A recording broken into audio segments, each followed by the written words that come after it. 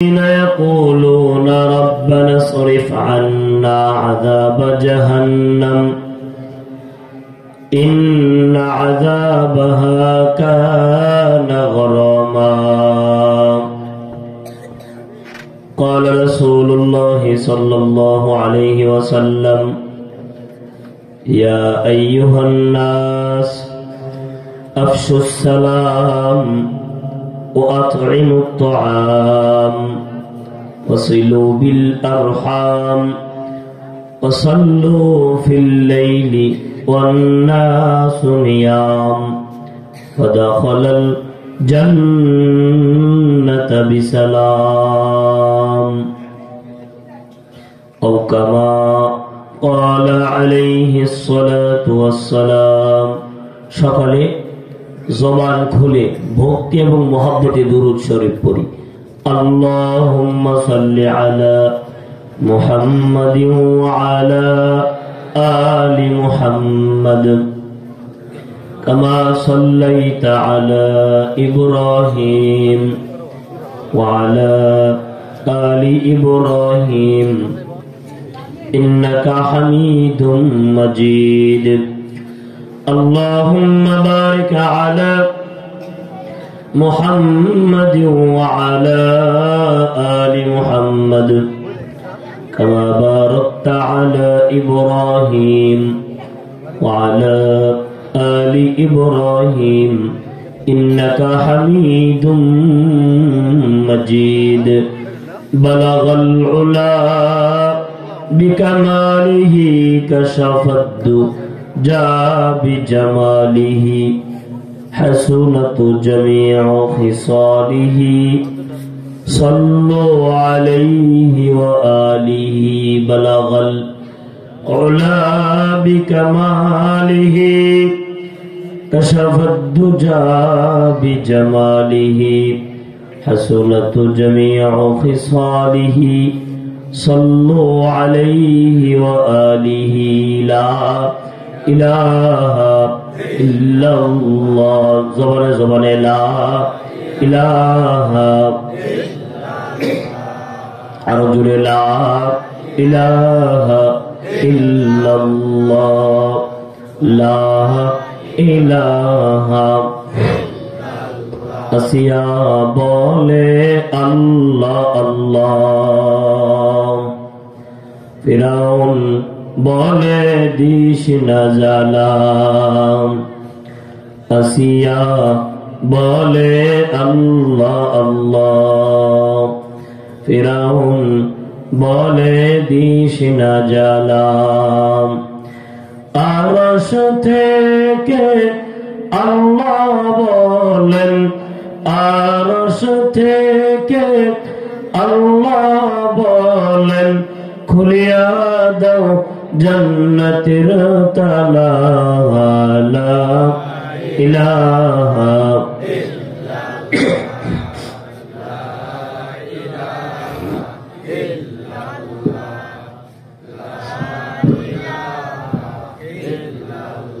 লা ইলাহা ইল্লাল্লাহ, লা ইলাহা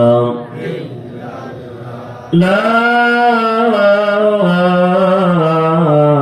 ইলাহা ইল্লাল্লাহ মুহাম্মাদুর রাসূলুল্লাহ সাল্লাল্লাহু আলাইহি ওয়াসাল্লাম। ইন্নাল হামদুলিল্লাহ। খাদিজাতুল কুবরা মহিলা মাদ্রাসা কর্তৃক আয়োজিত বাৎসরিক ওয়াজ ও দোয়ার মাহফিলের সম্মানিত সভাপতি সাহেব, দিগার হযরত বুজুর্গ উলামায়ে কেরাম, সম্মুখ পানের সমবেত ইমানদার মুসলমান ভাইয়েরা, বুড়া বাবারা, যুবক ভাইয়েরা, পর্দার অন্তরালে অবস্থানরত অত্যন্ত সম্মানিত মা ও বোনেরা, আল্লাহ পাকের দরবারে লাখো কোটি শুকরিয়া যা আল্লাহ পাক রব্বুল আলামিন দয়া করে মায়া করে এই গভীর রজনীতে নবীর বাগান মাদ্রাসার মাহফিলে এখনো পর্যন্ত আমাদেরকে বসায় রাখছেন দ্বীনের কিছু উপকারী কথা বলার জন্য, শোনার জন্য। সকলে দিল থেকে পড়ে আলহামদুলিল্লাহ। আজকের মাহফিলের আয়োজনে আসতে পেরে সবাই খুশি না বেজার? কারা কারা খুশিতে হাত উঠায় দেখে? হ্যাঁ, ভালো করে হাত উঠা। অনেকে ঘুমাইছেন চাদরের নিচে বসে বসে, জোরে একটা তাকবীর দিবেন। হ্যাঁ, এমন জোরে তাকবীর দিবেন, আশেপাশে যদি ইসলাম বিদ্বেষী কোরআন বিদ্বেষী কোন ইস্কনের দালাল থাকে তাদের কলিজার পানি যাতে শুকায় যায়। নারায়ে তাকবীর। আমি বলবো আস্তে, আপনারা বলবেন জোরে, নারায়ে তাকবীর।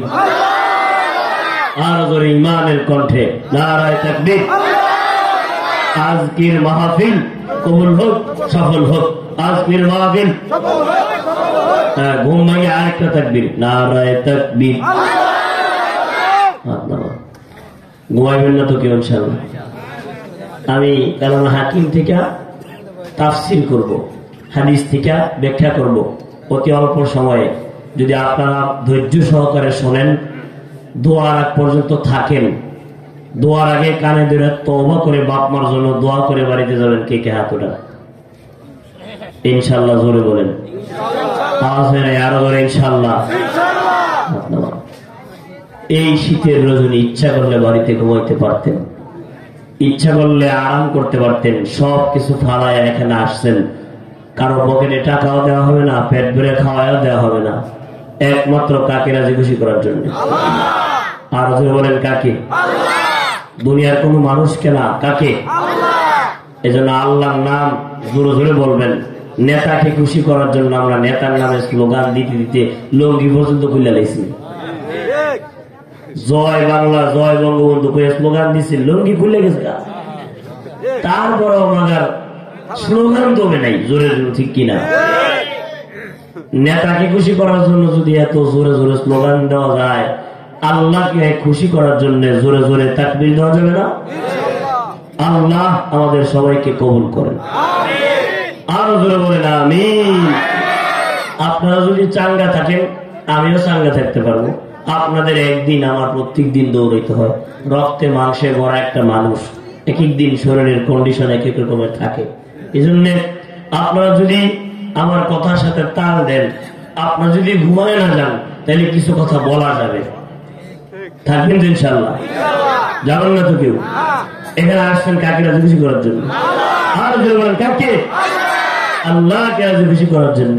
কেউ যদি আল্লাহকে রাজি খুশি করতে পারে, দুনিয়ার সবাই যদিও তার প্রতি নারাজ থাকে, তার কিচ্ছু আসে আর যায় না। আর দুনিয়ার সবাই তার প্রতি খুশি, তিনি তার প্রতি নারাজ, তার কোনো উপায় নাই। জোরে বলেন ঠিক কিনা? যেখানে বসছেন, ওলামায়ে কেরামের জবান থেকে কথা শুনছেন, সুবহানাল্লাহ বলছেন, আলহামদুলিল্লাহ বলছেন, আল্লাহু আকবার বলছেন। তাফসীর যদি কেউ করে, তাফসীর যদি কেউ শোনে, প্রত্যেকটা মুহূর্তের বিনিময়ে কমপক্ষে 200 রাকাত নফল ইবাদতের সওয়াব। আর জোরে বলেন মিয়া সুবহানাল্লাহ। এই যে একবার সুবহানাল্লাহ কইছেন, সওয়াব কত বেশি। মন দিয়ে শুনেন, আল্লাহ রাসূল বলেন, কেউ যদি একবার বলে সুবহানাল্লাহ, জোরে বলেন কয়বার? আওয়াজ করে বলেন কয়বার?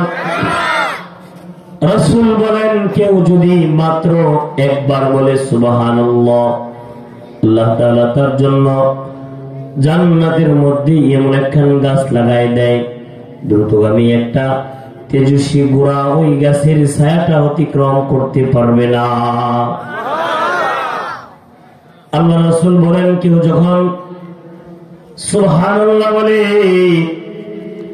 কেউ যখন আলহামদুলিল্লাহ বলে, কেউ যখন আল্লাহু আকবার বলে, এই তিনটা বাক্যের এত ফজিলত আল্লাহ তাআলা আসমান থেকে জমিনের মধ্যবর্তী ফাঁকা জায়গা নেক দিয়ে ভরপুর করে দেয়। আর জোরে বলেন মিয়া সুবহানাল্লাহ। আমার তো মনে হয় এলাকার মা বোনরা আরো জোরে কইব, যদি তাদের জোরে বলা যায়। যেহেতু আপনারা জোরে জোরে বলবেন, ঘুম চলে যাবে, শয়তান চলে যাবে। জোরে বলেন ঠিক কিনা? আল্লাহ রাসূল বলেন, সুবহানাল্লাহ, আলহামদুলিল্লাহ, আল্লাহু আকবার, এই তিন বাক্য কেউ যদি পড়ে, আসমান জমিনের মধ্যবর্তী ফাঁকা জায়গা আল্লাহ তাআলা সওয়াব দিয়ে নেক দিয়ে ভরপুর করে দেয়। একটা নেকের মূল্য দুনিয়াতে আমরা বুঝি না। আজকে যদি মাদ্রাসার কর্তৃপক্ষ মাইকিং করতো, আমাদের মাহফিলে যারা আসবে সবাইকে 1000 টাকা করে দেওয়া হবে, মাহফিলে আসলেই সবাইকে যত শ্রোতা আছে 1000 টাকা করে দেওয়া হবে, এরকম ছোট্ট একটা জায়গায় কি জায়গা হইতো? বলেন না জায়গা হইতো? কেন হইতো না? ছোট্ট 50টারও জায়গা হইতো না। মিয়া হিসাব করতো 1000 টাকা দফা ওয়াজ শুনিয়ে না শুনে বইতেই গিয়া দুনিয়ার 1000 টাকার লাভ, দুনিয়ার 1000 টাকার লোভ কলবে ঢুকছে। কিন্তু মাহফিলে বৈশা একবার সুবহানাল্লাহ আলহামদুলিল্লাহ আল্লাহু আকবার বললে যে কি লাভ, এই লাভটা আমাদের কলবের ভিতরে ঢুকে নাই। জোরে বলেন ঠিক কিনা? যদি কলবের ভিতরে ঢুকতো, এখনো পর্যন্ত কিছু মানুষ বাইরে দাঁড়ায় থাকতে পারতো না, এখনো পর্যন্ত কিছু মানুষ দোকানে দাঁড়ায় থাকতে পারতো না, আড্ডায় লিপ্ত হইতে পারতো না। আল্লাহ আপনি সকলের কলবের মধ্যে হেদায়েত দান করেন। আমিন করতে কি ভয় পাননি আপনারা? জোরে বলেন আমিন, আর জোরে বলেন আমিন।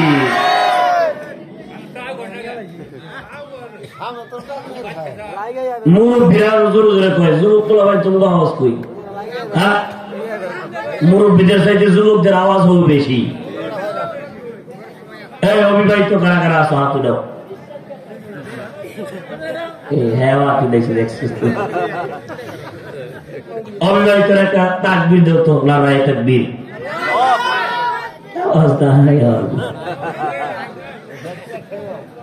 এবার বিবাহিত হাত উঠাও, নারায়ে তাকবীর। এরা দি ফাঁস হয়ে গেছে। এবার সবাই হাত উঠাও, নারায়ে তাকবীর, নারায়ে তাকবীর। মাশাআল্লাহ। মাঝে মধ্যে হাত উঠে আপনাদেরকে চেক দিতে হবে যে ঘুমাই গেছেন।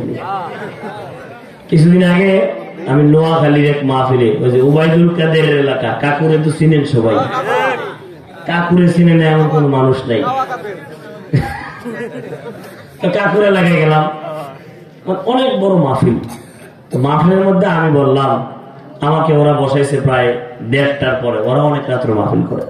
যাই দেখি সামনে যেগুলো বসে হেরাও জিমাইতেছে, মাঝখানে গুলো জিমাই, পিছনে গুলো জিমাই। আমি বললাম সবাই বলেন সুবহানাল্লাহ। আপনারা যখন সুন্দর করে বলছেন, না সুন্দর করে বলতেছে না, যেমন বলে বলে বলে না।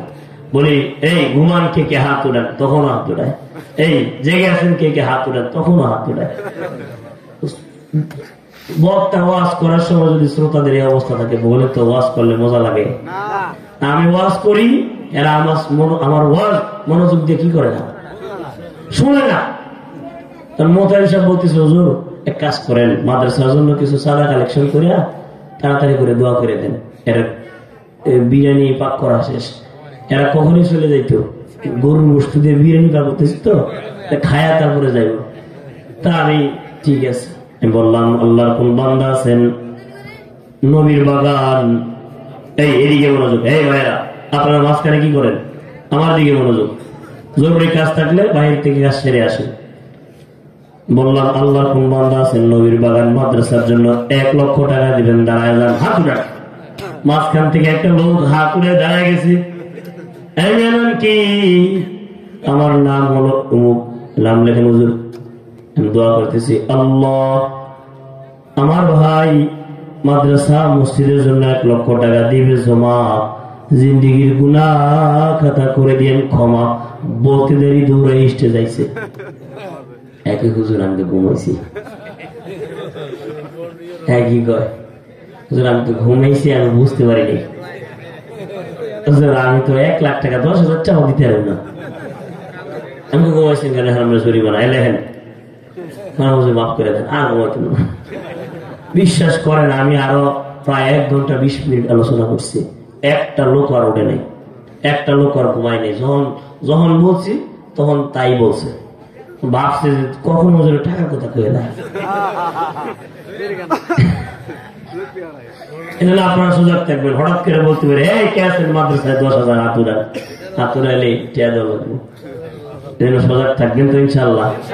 হ্যাঁ সজাগ আছেন তো? আল্লাহ আমাদেরকে সজাগ থাকার তৌফিক দান করে। সজাগ তো থাকবো ভাই, এই কবরের উপরে কোথায় মাটির উপরে সজাগ থাকবো। আল্লাহ যদি ভাগ্য ভালো রাখে এমন ঘুম ঘুমাইবো সবার পরে যে মারা যাবে সেও 40,000 বছর কবরে ঘুমাইবে।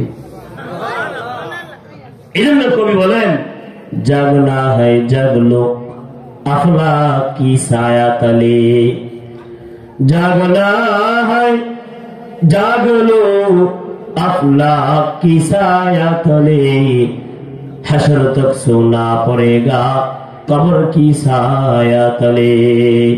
জাগার মতো জায়গা নাও আসমানের ছায়ার নিচে, আর কিয়ামত পর্যন্ত ঘুমাইতে হবে কবরের মাটির নিচে।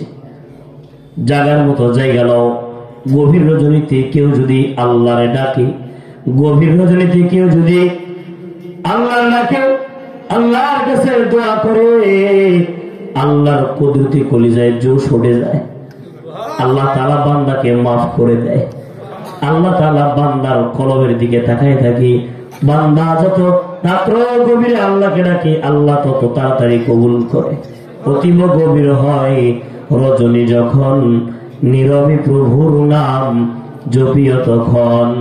অতীব গভীর হয় রজনী যখন নীরবে প্রভুর নাম জপিও তখন। যেজন দিবারাতে পরিশ্রম উঠায় পুরাপুরি না পাইলেও কিছু কিছু পায়। জোরে বলেন ঠিক কিনা? ডাকবো চাইবো দেওয়ার মালিক কে? জোরে বলেন কে? আল্লাহ আমাদেরকে আপনি দান করেন, আমাদেরকে আপনি মাফ করেন। আর ঘুমাইবেন না তো, সজাগ থাকবেন তো ইনশাআল্লাহ। আল্লাহ আমাদেরকে বুঝার মতো তৌফিক দান করেন। আমি কিছু এলোমেলো কথা বললাম আপনাদের মনোযোগ আকর্ষণের জন্য। আমি আপনাদের সামনে কালামে হাকিমের সূরা আল ফুরকানের 3টা আয়াত তেলাওয়াত করেছি। 63 এখানে কথা বলে কে? হ্যাঁ, মহিলারা। এই মা বলে আপনারা কিছু বলেন না, এদিকে আসুন।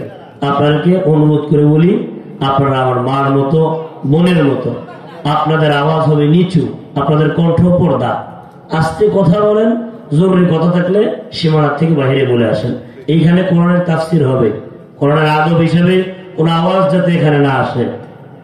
আল্লাহ সবাইকে মাফ করেন, জোরে বলেন আমিন। আমার তেলাওয়াতকৃত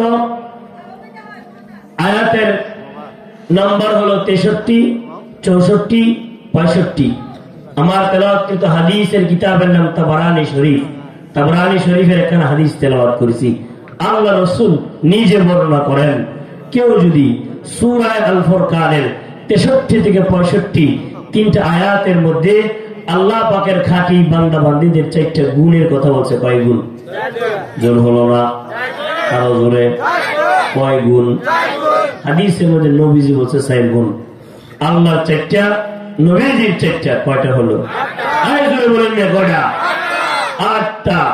রাসূল বলেন যারা এই 8 গুণে গুণান্বিত হবে তারা নিশ্চিন্তে নিরাপদে বেহেশতে প্রবেশ করবে। আর জোরে বলেন না সুবহানাল্লাহ। যেই গুণগুলা অর্জন করলে কোন টেনশন ছাড়া নিশ্চিন্তে বেহেশতে যাওয়া যাইব, ওই গুণগুলা জানার দরকার আছে না নাই? আর জোরে বলেন আছে না নাই?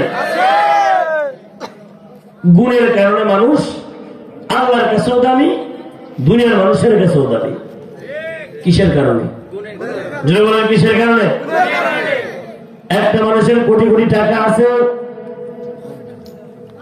জামালপুর শহরে বাড়ি আছে, ঢাকাতেও বাড়ি আছে, মেলান্দহতে বাড়ি আছে, গ্রামেও বাড়ি, গঞ্জেও বাড়ি।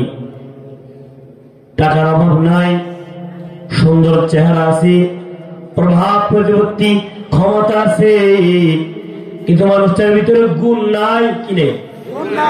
গুণ নাই। এই মানুষটাকে কিন্তু মানুষ পছন্দ করবে না। জোরে বলুন ঠিক কিনা? সামনে দেখলে বলবে, যদিও তার টাকার কারণে, তার সম্পদের কারণে, তার প্রভাব প্রতিপত্তির কারণে তাকে দেখলে বলবে চাচা চারটা আগাই দিবি। কি খাইবেন? বেনসন নাকি গোল্ডি নাকি চা কফি খাইবেন? সামনে দেখলে আসসালামু আলাইকুম চাচা কেমন আছে? আসলে সালাম দিয়ে যায় ভয়ে দেয়। ভয় কিসে দেয়? সম্মান থেকে দেয় না। সামনে দেখলে আসসালামু আলাইকুম চাচা কি খাইবেন? চাচা আপনারা দেখলে ভালো লাগে, আর একটু পিছনে যায় বান্ধে ভূতে মরেও না, এরপর আল্লাহ ঠাড়াও ফলায় না। জোরে কথা বলেন ঠিক কিনা? এমন সম্মান থাওয়া লোক আসেনি আপনার এলাকায়? না আমার এলাকায় বহুত আছে। মানুষ ভয়ে তার প্রভাব প্রতিপত্তি খারাপের কারণে সম্মান দেয়, মনে মনে তার প্রতি তার যারা পরিমাণ শ্রদ্ধার ভক্তি নাই। তাইলে মানুষ দামি হয় গুণের কারণে। কি কারণে বলেন? গুণের কারণে দামি হয়। ফেরাউনের সম্পদ কম ছিল না, কিন্তু গুণ নাই, ইমানের গুণ নাই, ইমানের নূর নাই। আল্লাহর কাছে ফেরাউনের কোনো দাম নাই। বলেন ঠিক কিনা? নমরুদের সম্পদ কম ছিল না, কয়েক গোটা পৃথিবীর বাদশাহ, কিন্তু ইমানের গুণ নাই, ইমানের নূর নাই, আল্লাহর কাছে দাম নাই। আর একজন ব্যক্তির উদাহরণ আপনাদেরকে দিই, প্রায় মাহফিলে আমি উদাহরণটা দিই। একজন ব্যক্তি এমন ছিলেন যার না ছিল সুন্দর চেহারা, না ছিল প্রভাব প্রতিপত্তি, না ছিল টাকা পয়সা, না ছিল ক্ষমতার মসনদ, কিন্তু গুণগুলো এমন ছিল, গুণের কারণে আল্লাহ তাআলা এমন দাম বাড়াইছি যে মসজিদে আল্লাহর নবী ইমাম, ওই মসজিদে তিনি মুয়াজ্জিন। তার নামটা কি বলেন তো? আপনাদের মস্ত দেখছেন তো, এই যে তার নামটা কেন বসতেছে? তার গুণের কারণে। কিসের কারণে? প্রভাব প্রতিপত্তি ছিল না, বেলালের টাকা পয়সা ছিল না, বেলাল সুন্দর চেহারা ছিল না। গোলাম হইয়া সেই ইথিওপিয়া থেকে হিজরত করে মক্কা মদিনায় আসছে। বেলালের মনিব জাহান্নামী উমাইয়া বেলালকে টাকা দিয়া, এরকম বেলালকে কেন বেলাল পড়েছে লা ইলাহা ইল্লাল্লাহ, কেন পড়েছে মুহাম্মদুর রাসূলুল্লাহ? এই ঈমান আনার অপরাধে বেলালের জিহ্বাটা টান দিয়ে জিহ্বার মধ্যে পারাক মেরে দিছে। বেলালের জিহ্বা টান দিয়া জিহ্বার মধ্যে পারাক মেরে দিছে। এখানে কিন্তু হয় নাই, উত্তপ্ত মরুভূমির বালির উপরে ল্যাংটা করে শোয়া, মন কি মন ওজনের পাথর বেলালের বুকের মধ্যে দিয়া রাখছি। আর বেলালকে বলে, বেলাল এখনো সময় আছে, আল্লাহ ছেড়ে দে, নবী ছেড়ে দে। কিন্তু বেলাল জবান থেকে আল্লাহর জিকির বন্ধ করে না। জফা জো ইশক মে হোতা है ओ जफा ही नहीं, जफा जो इश्क में होता है वो जफा ही नहीं, सतम न हो तो मोहब्बत में कुछ मजा ही नहीं। আল্লাহর রাস্তায় যে কষ্ট হয় ওটা কোনো কষ্ট না। আল্লাহর রাস্তায় দ্বীনের জন্য যদি কষ্ট না হয় তাহলে ওটার মধ্যে কোনো মজা নাই। জোরে বলুন ঠিক কিনা? এই যে আপনারা এখানে আসছেন, কষ্ট করে বসছেন, কানে মাফলার দিয়ে আমি কথা বলতেছি অসুস্থ শরীর নিয়ে, সুদূর চুয়াডাঙ্গা থেকে জার্নি করতে করতে এখানে আসছে আপনাদের এখানে। আমার বাড়ি কিন্তু নরসিংদী, আমি গতকালকে চুয়াডাঙ্গা প্রোগ্রাম করে ওখান থেকে আপনাদের এখানে আসছি। এত দূর থেকে আমি আসছি, আমারও কষ্ট হচ্ছে, আপনাদেরও কষ্ট হচ্ছে, তারপরও কেন বসে আছেন? কাকে রাজি খুশি করতে? আর বলেন কাকে? আল্লাহকে রাজি খুশি করার জন্য। গুণ যদি আমাদের ভিতরে অর্জন করতে পারি, আমাদের দাম দুনিয়াতেও বেড়ে যাবে, আখিরাতেও বেড়ে যাবে। জোরে বলেন কথা ঠিক কিনা? বেলালের ভিতরে গুণ ছিল, গুণের কারণে আল্লাহ তাআলা বেলালের দাম বাড়াইছে।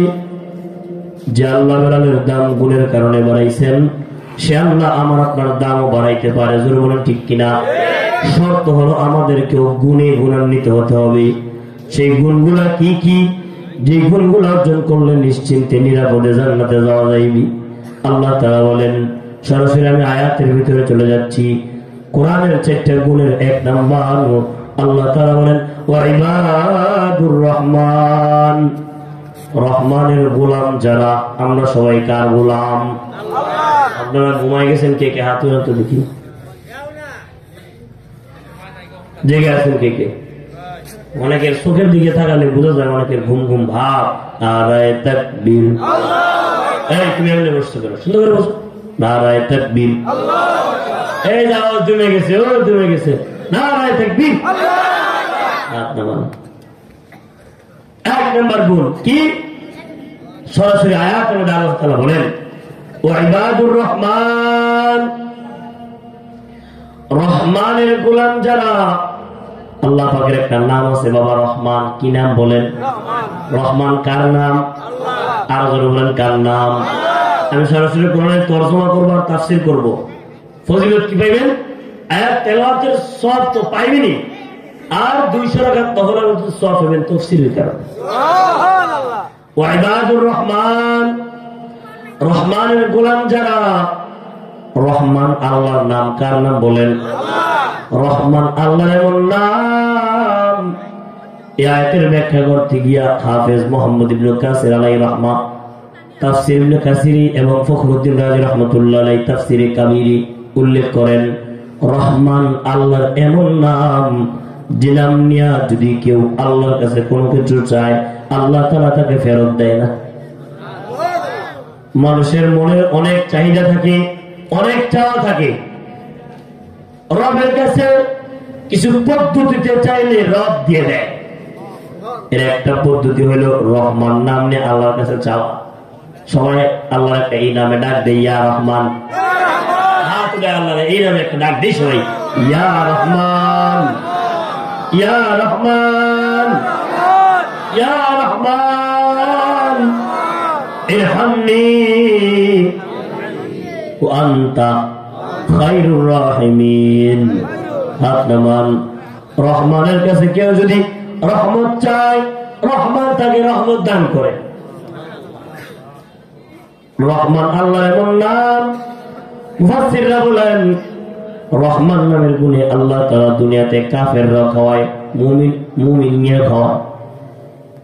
একটা নাস্তিক মুরতাদ যে জীবনে কোনোদিন আল্লাহর সিজদা দেয় না, মূর্তির পায়ে সিজদা দিছে, সে পর্যন্ত জমিনের মধ্যে আলু লাগাইলে আলু হয়, গাছ লাগাইলে ফল হয়, নদীতে জাল ফেলাইলে মাছ উঠে, গাভীতে উলানে হাত দিলে দুধ বাইর হয়।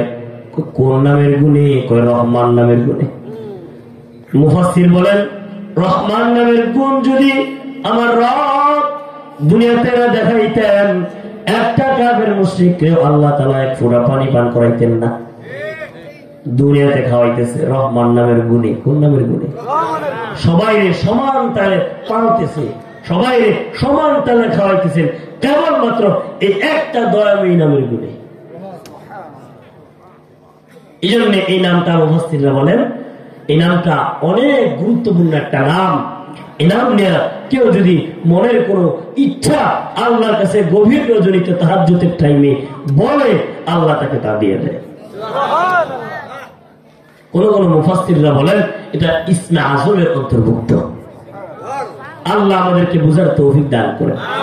মা বোনদেরকে সহ সবাইকে এই নাম জপে আল্লাহকে রাজি খুশি করার তৌফিক দান করেন। রহমানের গোলাম যারা, আমরা সবাই কার গোলাম? রহমানের গোলাম হইতে গেলে নিশ্চিন্তে নিরাপদে জান্নাতে যাইতে গেলে 1 নম্বর গুণ আল্লাহ তাআলা নিজে বর্ণনা করেন, আল্লাযীনা ইয়ামশুনা আলাল আরদি হাওনা। রহমানের গোলাম যারা তাদের 1 নম্বর গুণ, তার জমিনের মধ্যে চলাফেরা করবে নত হইয়া। কি হইয়া? নম্র হইয়া, নত হইয়া, ভদ্র হইয়া। এই আয়াতের ব্যাখ্যায় হাসান বসরি রাহমাতুল্লাহ আলাইহি লেখেন, নত হওয়ার দ্বারা উদ্দেশ্য হলো অহংকার মুক্ত জীবন যাপন করা। কি মুক্ত? আয়াতের কথা বলেন, কি মুক্ত? আমাদের মধ্যে অহংকার আছে না নাই? জোরে কথা বলেন। এক এক জনের এক এক রকমের অহংকার। কারো ভিতরে সম্পদের অহংকার, অথচ বাপ ছিল ফকির, মা ছিল ফকির নেই, দাদা ছিল ফকির, আরেকজনের বাড়িতে কামলা দিত, বাপও কামলা দিত, কুলি ছিল। আল্লাহ দয়া কইরা কিছু সম্পদ দিছে, এখন গরিবকে মানুষই মনে করে না। জোরে কথা বলেন, ঠিক কিনা? আর জোরে কথা বলেন। এখন নিজে শিক্ষিত হয়েছে, সরকারি চাকরি পাইছে, নিজের গরিব বন্ধু বান্ধবদেরকে দেখলে গাওয়া গাওয়া বলে, ঠেট ঠেট বলে, তাদের কাছে ঘেঁষতে চায় না। এমন অহংকারে আছে না নাই? এমন যারা অহংকার করবে তাদের ইজ্জত দুনিয়া তো থাকবে না, আখিরাতও থাকবে না। আমাদের নরসিংদীতে একজন সার্জারি ডাক্তার আছে, আপনাদের কিশোরগঞ্জের দিকে হচ্ছে, কিশোরগঞ্জের দিকে বড় একজন প্রফেসর, উনি ওনার চেম্বারে ওনার ছেলেবেলার কোনো বন্ধু যদি যায়, পরিবারের লোকদেরকে নিয়ে কাউকে নিয়ে, এরা ওনাকে চিনতে পারে না। আল্লাহ তাআলা ওনাকে এমন একটা ব্যবহার দিয়েছেন, এদের থেকে তো টাকা নেই না, বরঞ্চ ফ্রি চিকিৎসা দিয়া যে অপারেশন 30,000 40,000 টাকা লাগে, ওইটা পর্যন্ত উনি গরিবদের ফ্রি করাই দেয়। তুমি না শুনে বলো আমার সাথে লেংটাকালের বন্ধু ছিল। এরকম যারা নিজেদের অহংকার মুক্ত জীবন যাপন করতে পারে, সবাই তাদেরকে ভালোবাসে, জোরে বলুন ঠিক কিনা। আর যদি মুডে থাকে, কিসে থাকে, মুড বুঝেন তো, কিছু মানুষ আছে মুডে থাকে, একজন সালাম দিলে উত্তরটা বলতে লয় না, অহংকার চলে, জোরে বলুন ঠিক কিনা। এমন ভাবে ভাব দেখায় যেমন তার চাইতে বড় আর কেউ নেই, সেই সবচেয়ে বড়।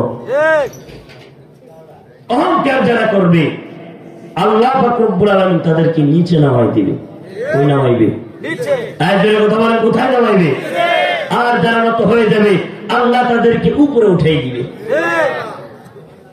হাদিসে রাসূল বলেন, যারা আল্লাহর জন্য বিনয়ী হয়, মান তাওয়াযা লিল্লাহ রাফাআহুল্লাহ, যে আল্লাহর জন্য বিনয়ী হয় আল্লাহ তাকে উপরে উঠাই দেয়।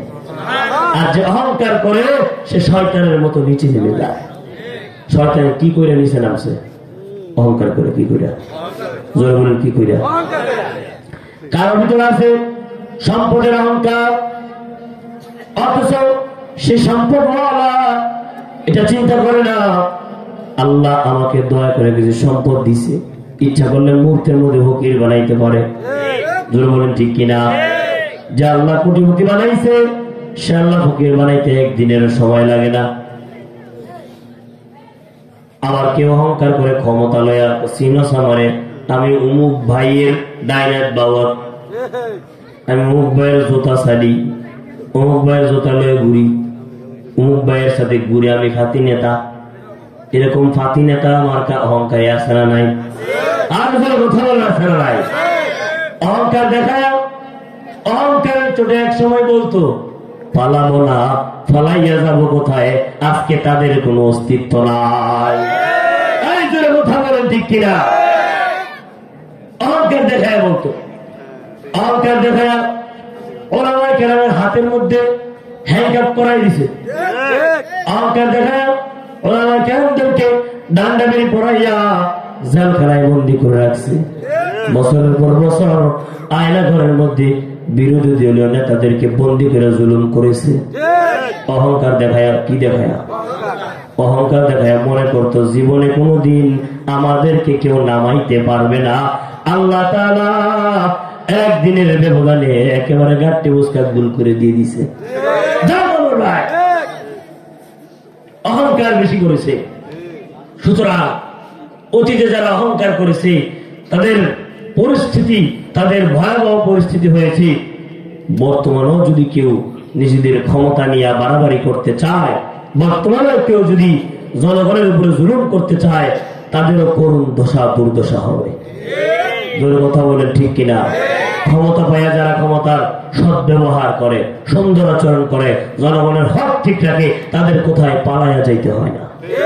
জোরে বলেন ঠিক কিনা। আর যারা জনগণের সম্পদ আত্মসাৎ করে, গরিবের সম্পদ আত্মসাৎ করে, তাদেরকে মানুষ ধিক দেয়, থুক দেয়, তাদের নামে মামলা দিয়া তাদেরকে কুত্তা বাইরে নিবাইরা। আমার কথা মনে রাগ হইতেছে না, বাস্তব কিনা। আর যারা কথা বলে ঠিক কিনা। অহংকার করা যাবে? অহংকার করা যাবে না। কিতাবের নাম খুতবাতে জুলফিকার। আল্লামা জুলফিকার আহমদ নকশবন্দি রাহমাতুল্লাহ আলাইহি উনি লেখেন, জমানাটা হলো খলিফাতুল মুসলিমিন হযরত ওমর ইবনে খাত্তাবের জমানা। মনোযোগ দিয়ে শোনেন। খলিফাতুল মুসলিমিন ওমর এমন একজন সাহাবী ছিলেন, এমন একজন ব্যক্তিত্ব ছিলেন যার সম্পর্কে আপনারা সবাই জানেন। ইসলাম সে তো পরশমণি, তারে কি পেয়েছি বুঝি, পরশে তাহার শোনা হলো যারা, তাদেরই মোরা খোঁজি। অর্ধ পৃথিবী শাসন করিতেন যিনি, ধুলির তখ্তে বসি, খেজুরের পাতার প্রাসাদ তাহার বারে বারে গেছে ঘষি। সেই লোকটার নাম হযরত ওমর, যিনি দুর্দান্ত প্রতাপের সহিত এক জায়গায় বসিয়া গোটা পৃথিবীকে তিনি বাঘের ন্যায় শাসন করতেন। এক গর্জনে বাঘে ছাগলে এক ঘাটে পানি খাইতো, যাকে দেখলে ইবলিস শয়তান পর্যন্ত ভয় পাইত। সুবহানাল্লাহ, আর জোরে বলেন সুবহানাল্লাহ। আসতে বললে বুঝবো ঘুমান আপনারা, আরো জোরে বলেন সুবহানাল্লাহ।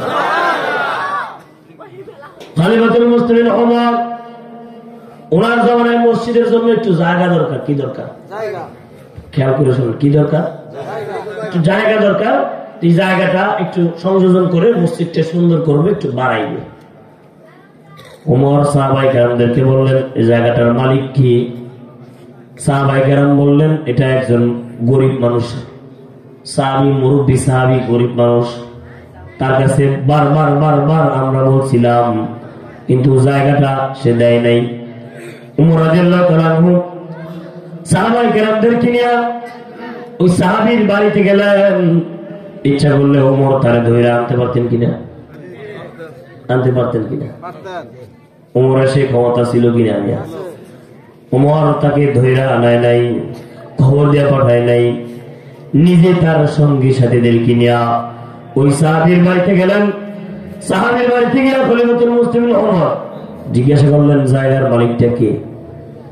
সাহাবী বললেন, ওমর, জায়গার মালিক আমি। তোমার জায়গাটা তো মসজিদের জন্য দরকার। না, আমি তো জায়গাটা দিব না। ওমর বলেন, যত টাকা লাগে আমি কি করবো? দিব। তাও জায়গাটা কি করো? জায়গাটা দেও। না, আমার জায়গা টাকা দিয়েও দিব না, এমনিও দিব না। এখনকার জমানার নেতারা হইলে কি করতে বলেন তো দেখি? এখনকার জমানার নেতার পাতে নেতারা হ্যাঁ বেটা, সাহস করতে বড়, আমি ওমর তোর বাড়িতে এসি, একটু জায়গা লেগা কথা বস। একটা ধমক দিয়া গরিবের জায়গা নিয়ে নিত। ঠিক কিনা? আপনাকে এদিকে মনে করেন, আমার অসিন্দির দিকে অনেক করে মন চাইছে তো গরিবের জায়গা ফাঁকি নেতা করে লইয়া বাটপার কিছু আলিম যারা জায়গা মাপে টাকা পয়সা খাওয়ায়া লিখে নিয়ে নেয়। আছে কিনা? জনগণ আছে কিনা? গরিবের জায়গা জমি জোর কইরা মিথ্যা দলিল কইরা লেখায় নিয়ে নেয়। ওমরের কিন্তু সেই ক্ষমতা ছিল জোর কইরা লোকটার থেকে জায়গাটা নেওয়ার জন্য। কিন্তু ওমর তার কাছে অনুনয় বিনয় করতেছে, তার কাছে অনুরোধ করতেছে, আপনার জায়গাটা দিয়ে দেন, যদি না দেন যত টাকা লাগে আমার থেকে নেন, যত টাকা লাগে নেন, তাও জায়গাটা দেন। মুরব্বী সাহাবী বলতেছে, আমার জায়গা দিব না, টাকা দিয়ে বিক্রি করুন না। ওমর সাহাবায়ে কেরামদেরকে বললেন, সাহাবীরা চলো, আমার ভাই যেহেতু জায়গাটা মসজিদের জন্য এমনি এমনি দিবে না, আমি ওমরের ওই ক্ষমতা নাই তার থেকে জোর করে নেওয়া, আমি ওমরের ওই ক্ষমতা নাই জোর করে নেওয়ার মতো। এই কথা বইলা ওমর সাহাবায়ে কেরামদের কিনে বাড়িতে চলে গেলেন। সুবহানাল্লাহ। কিতাবের মধ্যে লেখা, রাত্রে বেলায় ওমর যখন তাহাজ্জুদের নামাজ পড়ার জন্য তাহাজ্জুদের মুসল্লায় দাঁড়াইছেন, হঠাৎ করে গভীর রজনীতে দরজার মধ্যে কে জানি ঠক ঠক ঠক ঠক আওয়াজ করতেছে। ওমর দরজা খুলে দিলেন, তাকায় দেখেন কড়কড়ে শীতের মধ্যে ওই মুরব্বী থরথর করে কাঁপতেছে, যার কাছে দিনের বেলা একটু জায়গা লেগে গেছিল, মনে আছে না? ওমর জিজ্ঞাসা করতেছে, আপনি মুরব্বী মানুষ, রাত্রে বেলায় কষ্ট কইরা আমি খাদেম ওমরের বাড়িতে কেন আইছেন? যদি অর্ডার করতেন আমি খাদেম ওমর আপনার বাড়িতে চলে যাইতাম। কি ওমর বলছে? খাদেম ওমর। কি ওমর মিয়া? খাদেম ওমর। খাদেম মানে শাসক, খাদেম মানে সেবক। আর অতীতে এবং বর্তমানে কিছু খাবলাইতেছে ক্ষমতার জন্য, এগুলা একটা খাদেম আর সেবক হওয়ার জন্য নয়, শোষক আর শাসনকারী হওয়ার জন্য দৌড়ায়। জোরে কথা বলেন ঠিক কিনা? আল্লাহ সবাইকে হেদায়েত দান করেন। আমরা কোন সাদাবাজের পক্ষে, আমরা কোন অন্যায়কারীর পক্ষে, কোন জালেমের পক্ষে থাকবো না, আমরা নীতিবান লোকের পক্ষে থাকবো ইনশাআল্লাহ। জোরে বলেন ঠিক কিনা? সে যেই হোক না কেন, নীতিবান আদর্শবান যদি হয় তাকে আমরা সাপোর্ট করব ইনশাআল্লাহ। বলেন ইনশাআল্লাহ।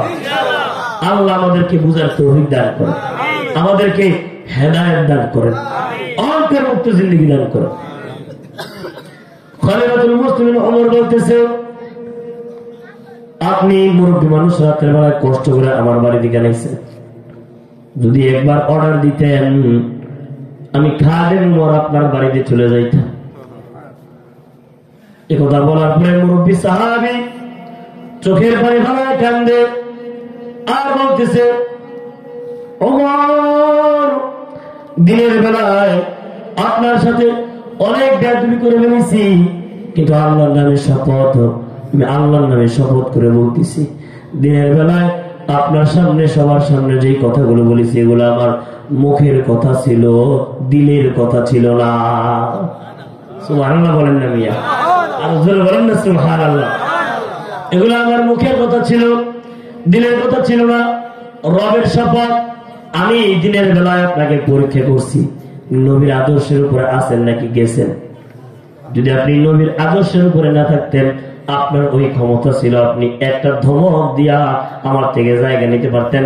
আমি ওমর, আপনি ওমর ধমক দিলে আমার কথা বলার কোনো সাহস ছিল না, কিন্তু আপনি ক্ষমতা ছিল, পাওয়ার ছিল, শক্তি ছিল, টাকা ছিল, লোক ছিল, তারপর আমার উপরে জুলুম করেন নাই। আমাকে বিনয় দেখাইয়া সবার সামনে আমাকে ইজ্জত করে চলে আসছেন। আল্লাহ আমার কলমে বেঁধে রহমত দিয়েছে। আমি রাত্রেবেলায় রবকে সাক্ষী রেখে ওই জায়গা সহ আমার সমস্ত জায়গা আল্লাহর ঘরের জন্য ওয়াকফ করে দিয়ে দিলাম। আর সুবহানাল্লাহ বলেন তো দেখি, ওমর যদি ওই জায়গাটুকু ওয়াকফ করে না নিয়া, ওমর যদি জুলুম করে নিয়া মসজিদ বানাইতো, জায়গার মধ্যে নামাজ পড়লে নামাজ হইতো? বললো তো দেখি নামাজ হইতো না। যে আপনাদের মসজিদ আছে না, মসজিদের মধ্যে নামাজ পড়েন, জায়গা মসজিদে না ওয়াকফ করা না? যদি কোনো গরিবের জায়গা জোর করে দখল করে মসজিদ বানাইতে নামাজ হইতো? হয়তো।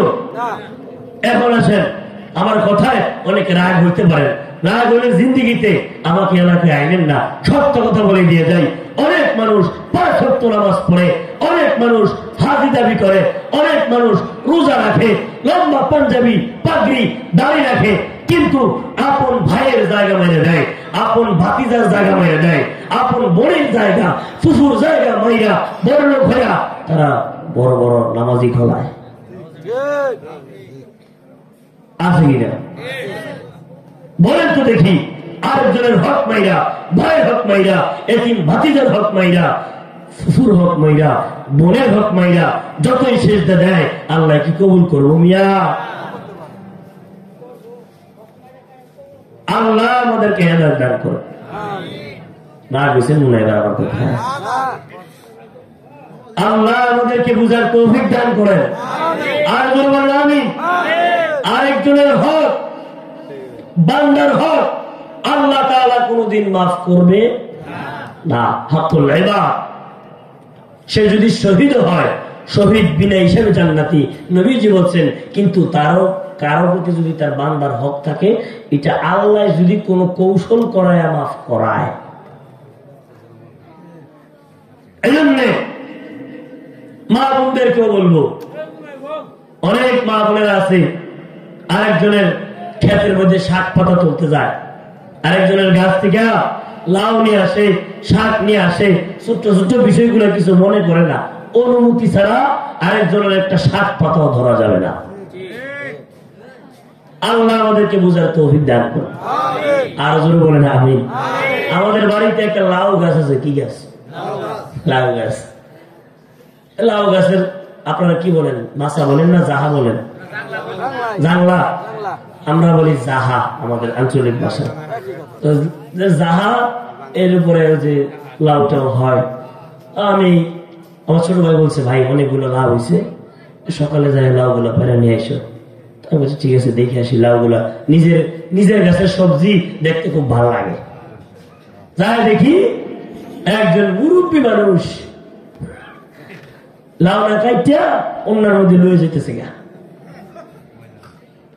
আমি বললাম এদিকে এসে, লাউ খাইতে মন চাই, আপনি একটা এমনি কয়ে লয়ে যান, না কয়ে খাই গুনাহগার কেন হন? তাহলে বাবা লাউড়া দিকে ভালো লাগতেছে, কি লাগতেছে বলেন তো দেখি। আমি তো এমনি মাফ করে দিই, বলেন তো দেখি। আমি যদি আজকে না দেখতাম লাউডা নিয়ে খাইতো, হালাল হইতো না হারাম হইতো? হালাল হইতো না হারাম হইতো? চলে কথা বলেন। একটা সাধারণ লাউয়ের উদাহরণ দিলাম, লাউয়ের ক টাকা? আর গরিবের লক্ষ লক্ষ টাকার সম্পদ মাইরা হজ করতে যায়, কাবাঘরের দরজা যখন ধরে আল্লাহ কয় তোর মতো বন্ডন নাই রে। ভাইয়ের হক মাইরা হজ করতে আসছ, বোনের হক মাইরা হজ করতে আসছ, আপন ভাতিজার হক মাইরা হজ করতে আসছ, তোর হজ কবুল হবে না, তোর সেজদা কবুল হবে না, নামাজ কবুল হবে না। জোরে কথা বলেন ঠিক কিনা? আর জোরে কথা বলেন ঠিক কিনা? সবাই একটু জিকির করি তো, লা ইলাহা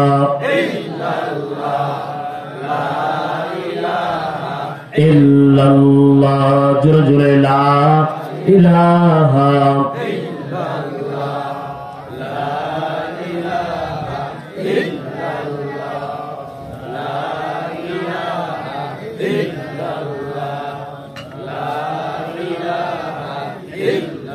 লা ইলাহা ইল্লাল্লাহ, লা।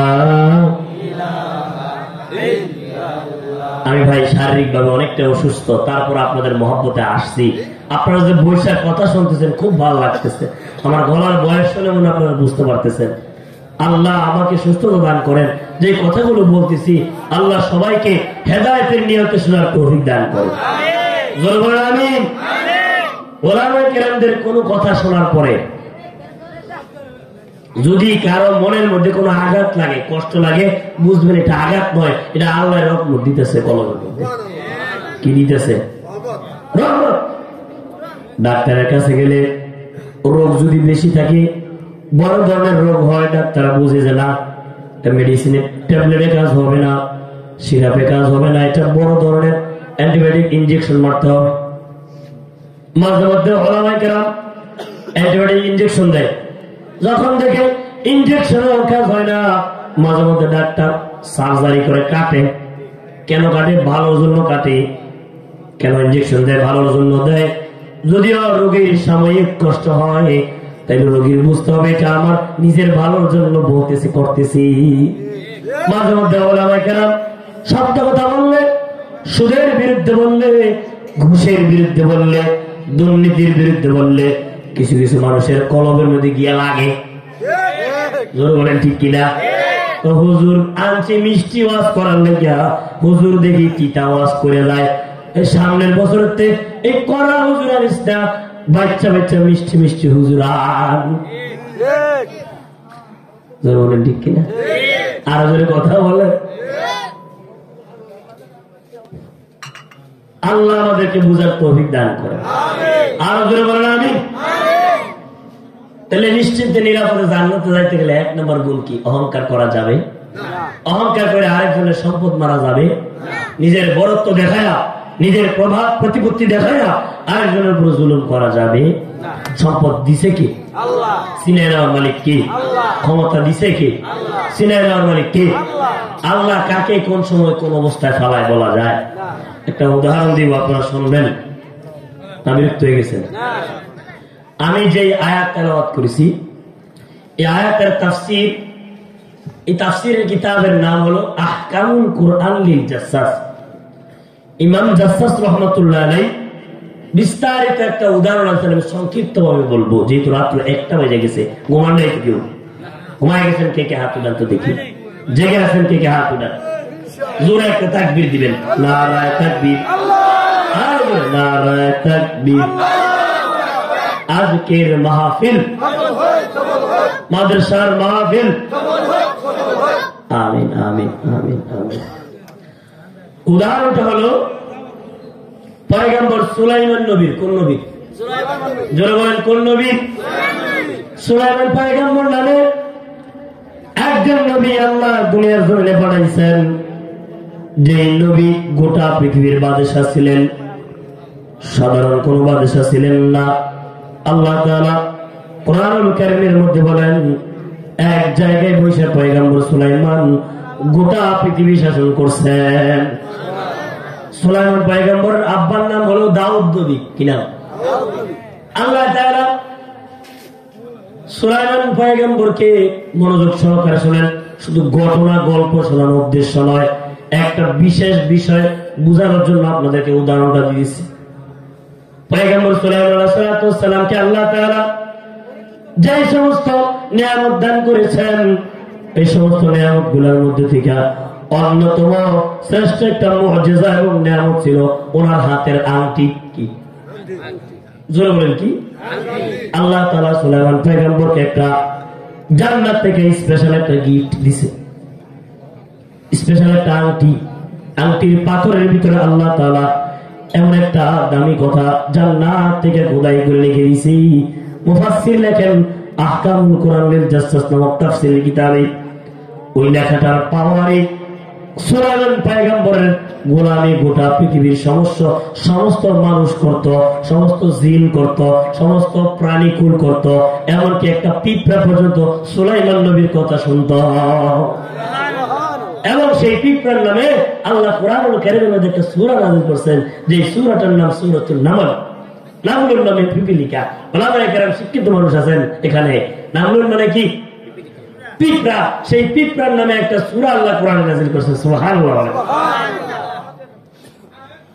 জান্নাত থেকে আল্লাহ তাআলা পয়গম্বর সুলাইমানকে যে আংটিটা দান করেছেন, আংটির মূল রহস্য ছিল আংটির ভিতরে লেখা। কি লেখাটা? মুনাজাতের আগে একজন মনে করবেন, হুজুর কি সেই লেখাটা ছিল যে লেখার কারণে গোটা পৃথিবী সুলাইমান নবীর গোলামি করত? বলবেন, মুনাজাতের আগে বলে দেবেন ইনশাআল্লাহ, দেখি কার মন থাকে। এখন আসলে আমার যে বিষয়টা বুঝাতে চাচ্ছি, আল্লাহ তাআলা পয়গম্বর সুলাইমান আলাইহিস সালামকে যে আংটিটা দিয়েছেন, সব সময় আংটি হাতের মধ্যে দিয়ে রাখতেন। যখন নাকি বাথরুমে যাইতেন, বাথরুমে যাওয়ার পূর্বে আংটি খুইলা, যেহেতু দামি লেখা জান্নাত থেকে আসছে, দাসীর হাতে। এই কথা বলেন কেন আপনারা? বুঝি না তো কিছু। এইগুলো মাহফিলে না তো।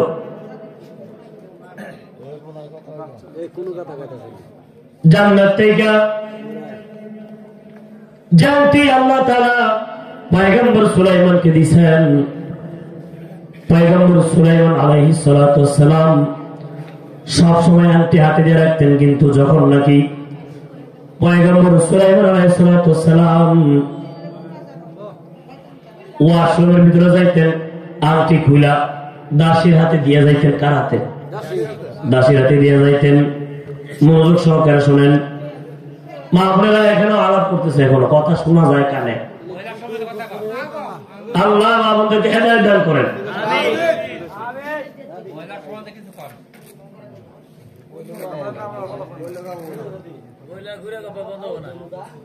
শোনেন মা বোনেরা, আমরা এখানে কোরআন হাদিস থেকে কথা বলতেছি, এটা মাহফিলের আদব। এখানে যদি আপনারা জোরে জোরে কথা বলেন, এখানে আওয়াজ আসলে ডিস্টার্ব ফিল হয়।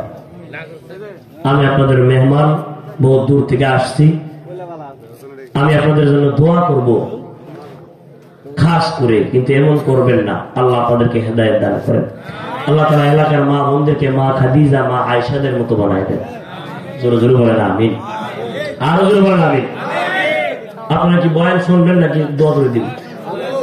উদাহরণটাকে শুনবেন? সবাই শুনবেন ইনশাআল্লাহ। পয়গম্বর সুলাইমান আলাইহিস সালাম উনি প্রত্যেক দিনের নিয়ম অনুযায়ী ওয়াশরুমে যাওয়ার পূর্বে আংটি দাসীর হাতে দিয়ে যাইতেন। দাসীর হাতে দিয়ে ওয়াশরুমে যাইতেন। একদিন দাসীর হাতে আংটি ইনি ওয়াশরুমে দেওয়ার পূর্বে একটা ঘটনা আল্লাহ তাআলা ঘটাইছে। ঘটনাটা হলো, পয়গম্বর সুলাইমান আলাইহিস সালামের রাজপ্রাসাদের মধ্যে অনেক এমপি মন্ত্রী মুরব্বী ছিল, যারা দাউদ পয়গম্বরের জমানা, ওনার বাবার বয়সের। তারা এসে বলতেছে, পয়গম্বর সুলাইমান, অল্প বয়সে আল্লাহ তাআলা আপনাকে গোটা পৃথিবীর বাদশা বানাইছে, এখনো পর্যন্ত আপনি বিবাহ শাদীও করেন নাই। পয়গম্বর সুলাইমান, আপনি যদি অর্ডার দেন আপনি যদি হুকুম দেন আপনার জন্য একটা পাত্রী আমরা তালাশ করি, আপনি বিয়ে করেন। পয়গম্বর সুলাইমান আলাইহিস সালাম উনি বললেন ঠিক আছে, আপনারা যদি আমার সাথে বনায়া মন মতো ফান তাহলে বিয়ে করব। তো প্রত্যেক দিন রাজপ্রাসাদের মধ্যে এরা প্রস্তাব আনে, নবীর ছেলে নবী, দেখতেও তো মাশাআল্লাহ নবীদের চাইতে সুন্দর আর কেউ আছে? প্রত্যেক দিন হাজার হাজার প্রস্তাব আসে, কিন্তু সুলাইমান পয়গম্বরের একটাও কি হয় না, একটা পছন্দ হয় না। তাফসীরের কিতাবের মধ্যে লেখেন, মুফাসসির লেখেন, পয়গম্বর সুলাইমান আলাইহিস সালাম এক পর্যায়ে অস্থির হয়ে গেলেন, একটাও পছন্দ হয় না।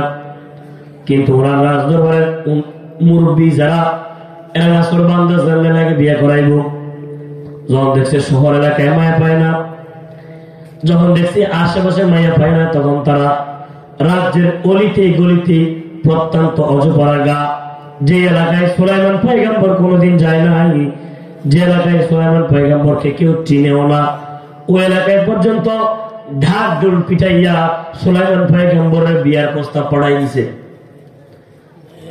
একজন গরিব মানুষ আহকামুল কুরআন লিল জাসসাসে ইমাম জাসসাস সূরা আল ফুরকানের 63 নম্বর আয়াতের ব্যাখ্যা করতে গিয়ে লেখেন, একজন গরিব মানুষ যে নাকি মাছ ধরে খায়, কি ধরে খায়, যে মাছ ধরে খায় তাদেরকে আপনারা কি বলেন?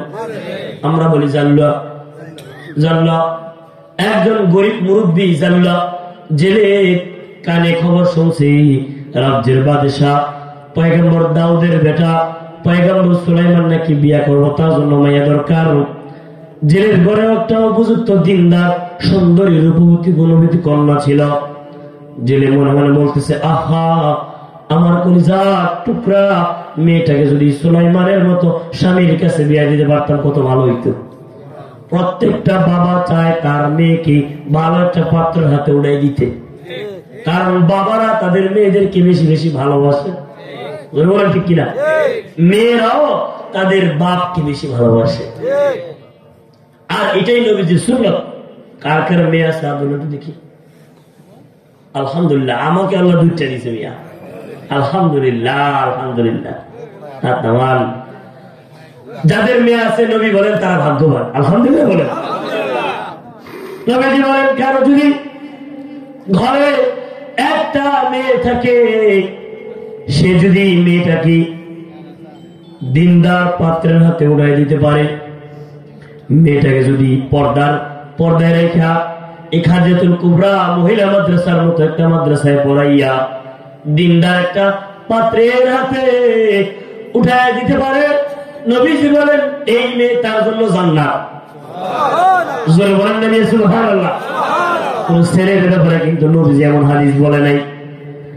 আল্লাহ নবীকে আল্লাহ তাআলা 4টা ছেলে দিছে, 4টা মেয়ে দিছে, কিন্তু একটা ছেলেও দুনিয়ার জন্য আল্লাহ বাঁচায় রাখে নাই, মেয়েদেরকে বাঁচায় রাখছেন। মেয়েদের থেকে নবীজির বংশ নামা এখনো পর্যন্ত জারি। আল্লাহ নবী মেয়েদেরকে অনেক ভালোবাসতেন। আল্লাহ নবীর আদরের কলিজার টুকরা মেয়ের নাম হলো ফাতেমা। কি নাম? নবী যখন কোথাও যাইতেন, যাওয়ার পূর্বে ফাতেমার চেহারার দিকে তাকাইয়া একটা হাসি দিয়া যাইতেন। আবার কোথা থেকে আয়েশা মুহাদ্দিসরা বলেন আগে ফাতেমাকে তালাশ কইরা ফাতেমার চেহারার দিকে তাকাইয়া একটা হাসি দিতেন। একবার একজন সাহাবীর বাড়িতে আল্লাহ নবীর দাওয়াত দিয়েছে। কি করছে? দাওয়াত দিয়ে নবীর জন্য বকরি জবাই করে বুনা গোশত করে রুটি বানাইছে। ঘুমে ধরছি বকরির বুনা গোশত আর রুটি নবীজির জন্য রেডি করছে। নবীজি দস্তরে খাইতে বসছে, রুটি এবং গোশত হাতে নিয়া আল্লাহ নবী বাচ্চাদের মতো হাওয়া করে কাঁদতেছে। সাহাবী বলতেছে, সরকার গো কোন ব্যাধি কি আমার হয়েছে নাকি? গো সরকার, আমার বাড়িতে আপনাকে মেহমান বানায় দাওয়াত দিয়ে আনছি, কি এমন ত্রুটি হয়েছে আপনি খাবার খাইতে হয়েছে কাঁদেন? যদি কোনো ব্যাধি হয় নিজ গুণে ক্ষমা করে দিবেন, আমাকে জানাই দিবেন। রাসূল বলে, সাহাবী তোর মেহমানদারিতে কোনো ত্রুটি হয় নাই। সাহাবী তোর মেহমানদারিতে কোনো ত্রুটি হয় নাই, ব্যাধি হয় নাই।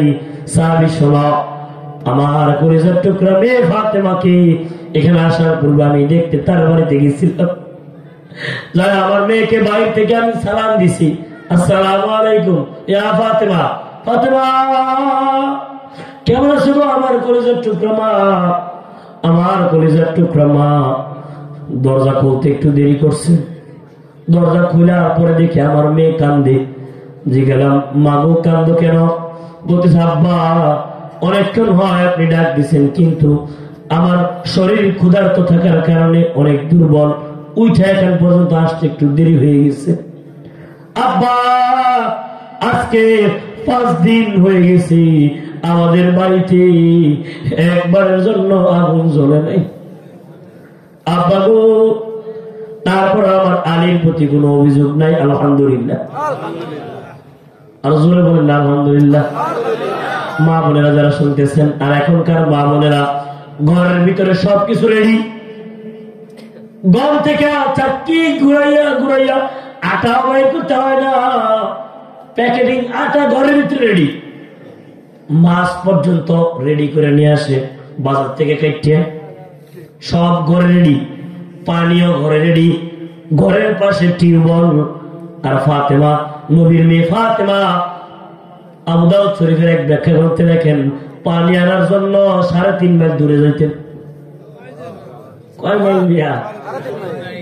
আমি বউ করে যদি কইতো পানি আনার লেগে 1 মাইল যাও, তোর বাপ তুই খা। ঘরের ভিতরে সবকিছু ভাইয়া হোক, কয় কি তোমার লাড়াই আমি কিছু হইয়া না। আল্লাহ মা বোনদেরকে হেদায়েত দান করেন, শুকরিয়া আদায় করবেন, ধৈর্য ধারণ করবেন, আল্লাহ তাআলা বরকত বাড়াই দিবে। আর বেসবর হবেন, অধৈর্য হবেন, আল্লাহ সংসারের মধ্যে অভাব আরো বাড়াই দিব। জোরে বলেন ঠিক কিনা? আর জোরে কথা বলেন ঠিক কিনা? যেটা বলতেছিলাম, আল্লাহ নবী সাল্লাল্লাহু আলাইহি সাল্লাম সাহাবীর কাছে বলতেছে, সাহাবী আমার কলিজার টুকরা ধন ফাতেমাকে দেখলাম আমি কাঁদতেছি, চোখের পানি ফেলাইয়া, ক্ষুধার্ত, তার বড় খুশি।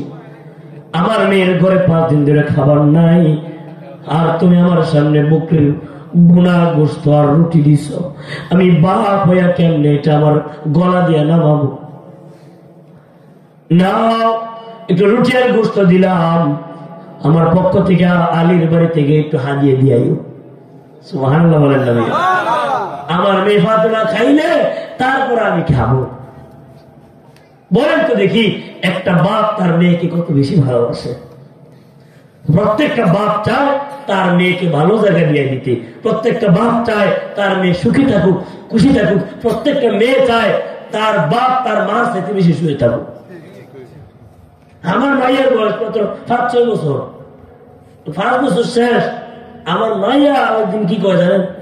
কাব্বা আপনি কোন সময় মারে গেছেন পানি গরম করতে, হলো পানি গরম করেন না, আমি তোমার আরেকটা বিয়ে করে আরেকটা মা এনে দিব।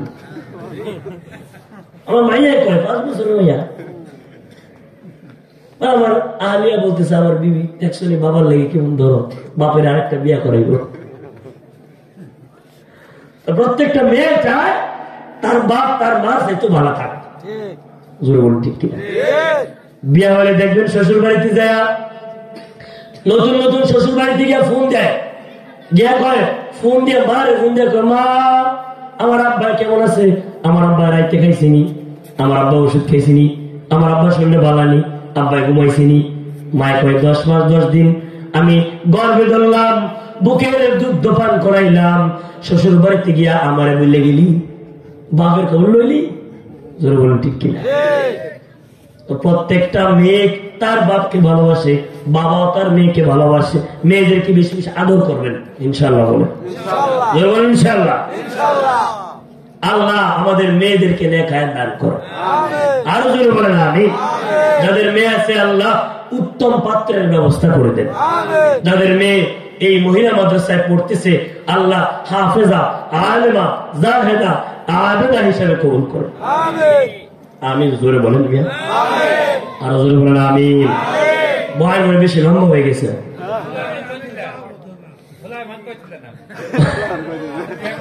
মুরব্বীর মনে আছে এখনো দেখছি আমি তো কই হ্যাঁ করে ভুলাই নি দোয়া করতে নি আল্লাহু আকবার।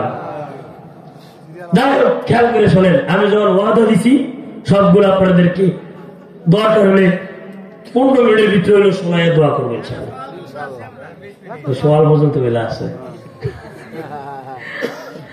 পয়গম্বর সুলাইমান আলাইহিস সালাতু ওয়াস সালামের বিবাহের ব্যাপারে যখন নাকি কথা বলতেছে, মনে আছে?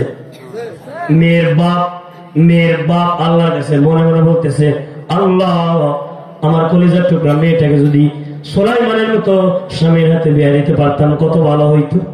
আল্লাহ আমার মেয়েটাকে যদি সুলাইমানের কাছে বিয়ে দিতে পারতাম কত ভালো হইতো। বাড়িতে গিয়া রাত্রেবেলায় বিবিকে বলতেছে, পাশের রুমে মেয়েটা থাকে, মেয়েটা অনেক দিনদার, ইবাদত গুজার, অনেক গরিবের ঘরে অনেক রত্ন আল্লাহ দেয়। বলেন ঠিক? একটা ঘটনা আমার গতকালকে শুনে বিশ্বাস করেন মনে হইলে কই যেটা ছিঁড়ে যায়। লোকটার বাড়িতে আমি গতকালকে প্রোগ্রামে যাওয়ার সময় দোয়া করে আসছি। লোকটা বলতেছে, হুজুর আমার একটা মাত্র ধন আল্লাহ দিচ্ছে, 12 বছরের মেয়েটা কোরআনে হাফেজা হয়েছে। আমার মেয়েটা কোরআনে হাফেজা হয়েছে, বাড়িতে যখন আসছে মাদ্রাসা ছুটি দিছে, মাত্র কয়েক মাস আগের ঘটনা। আমার মেয়েকে বলছি, আম্মু তুমি কি চাও? তোমার আর আমার মা, তোমার মার মনের আশা তুমি পূর্ণ করছো, মহিলা মানুষের থেকে তুমি কোরআনে হাফেজা হয়েছো, তুমি আসো মার্কেটে আসো। কোন আব্বু হুজুরা বলছে মেয়েরা মার্কেটে যাওয়া যাবে না, তোমরা আমার জন্য যা খুশি তা নিয়ে আসো। আমি লোকটা বলতেছে, হুজুর বইরে কাঁদছে আমার সামনে গলা কাটা মুরগির মতো, বলতেছে আর কাঁদতেছে, হুজুর আমার মেয়েটাকে বাড়িতে রেখে আমরা দুজন গেছিলাম মার্কেট করতে। হঠাৎ করে ঘরের ভিতরে ইলেকট্রিক শর্টের আগুন লেগে আইসে দেখি আমার কলিজার টুকরা মেয়েটা আগুনে পুড়ে সারকার হয়ে গেছে। আমি আইসা দেখি আমার মেয়েটা এখনো পর্যন্ত জান একটু বাকি, আগুনে পুড়তেছে। আমার মেয়েটাকে আমি কাপড়ে জড়াইয়া কোনো মতে অ্যাম্বুলেন্সে উড়াইছি। আমার মেয়েটা, আব্বা তুমি কেন না, আব্বা আমার যেমন কে জানি ডাকতেছে, আব্বা তুমি আমার লেগে কেন না। একটা বাপ তার মেয়েকে কত বেশি ভালোবাসে। ওই লোকটা বলতেছে, আমি প্রত্যেক দিন আমার কলিজার টুকরা মেয়েকে স্বপ্ন দেখি, হুজুর আমার মেয়ে মারা যাওয়ার পর থেকে আমার কোনো কাজ ভালো লাগে না, সারাদিন আমি মসজিদে বই থাকি, হুজুর আল্লাহ আমার ওই ভাইয়ের মেয়েকে জান্নাত দান করুন, যাদের মেয়ে আছে আল্লাহ খায়ের দান করুন। আমার ছোট্ট মেয়েটা অনেক অসুস্থ, আপনাদের কাছে দোয়া চাই, দোয়া করবেন আল্লাহ তাআলা তাদের পরিপূর্ণ সুস্থতা দান করেন। হুজুর বলেন আমিন।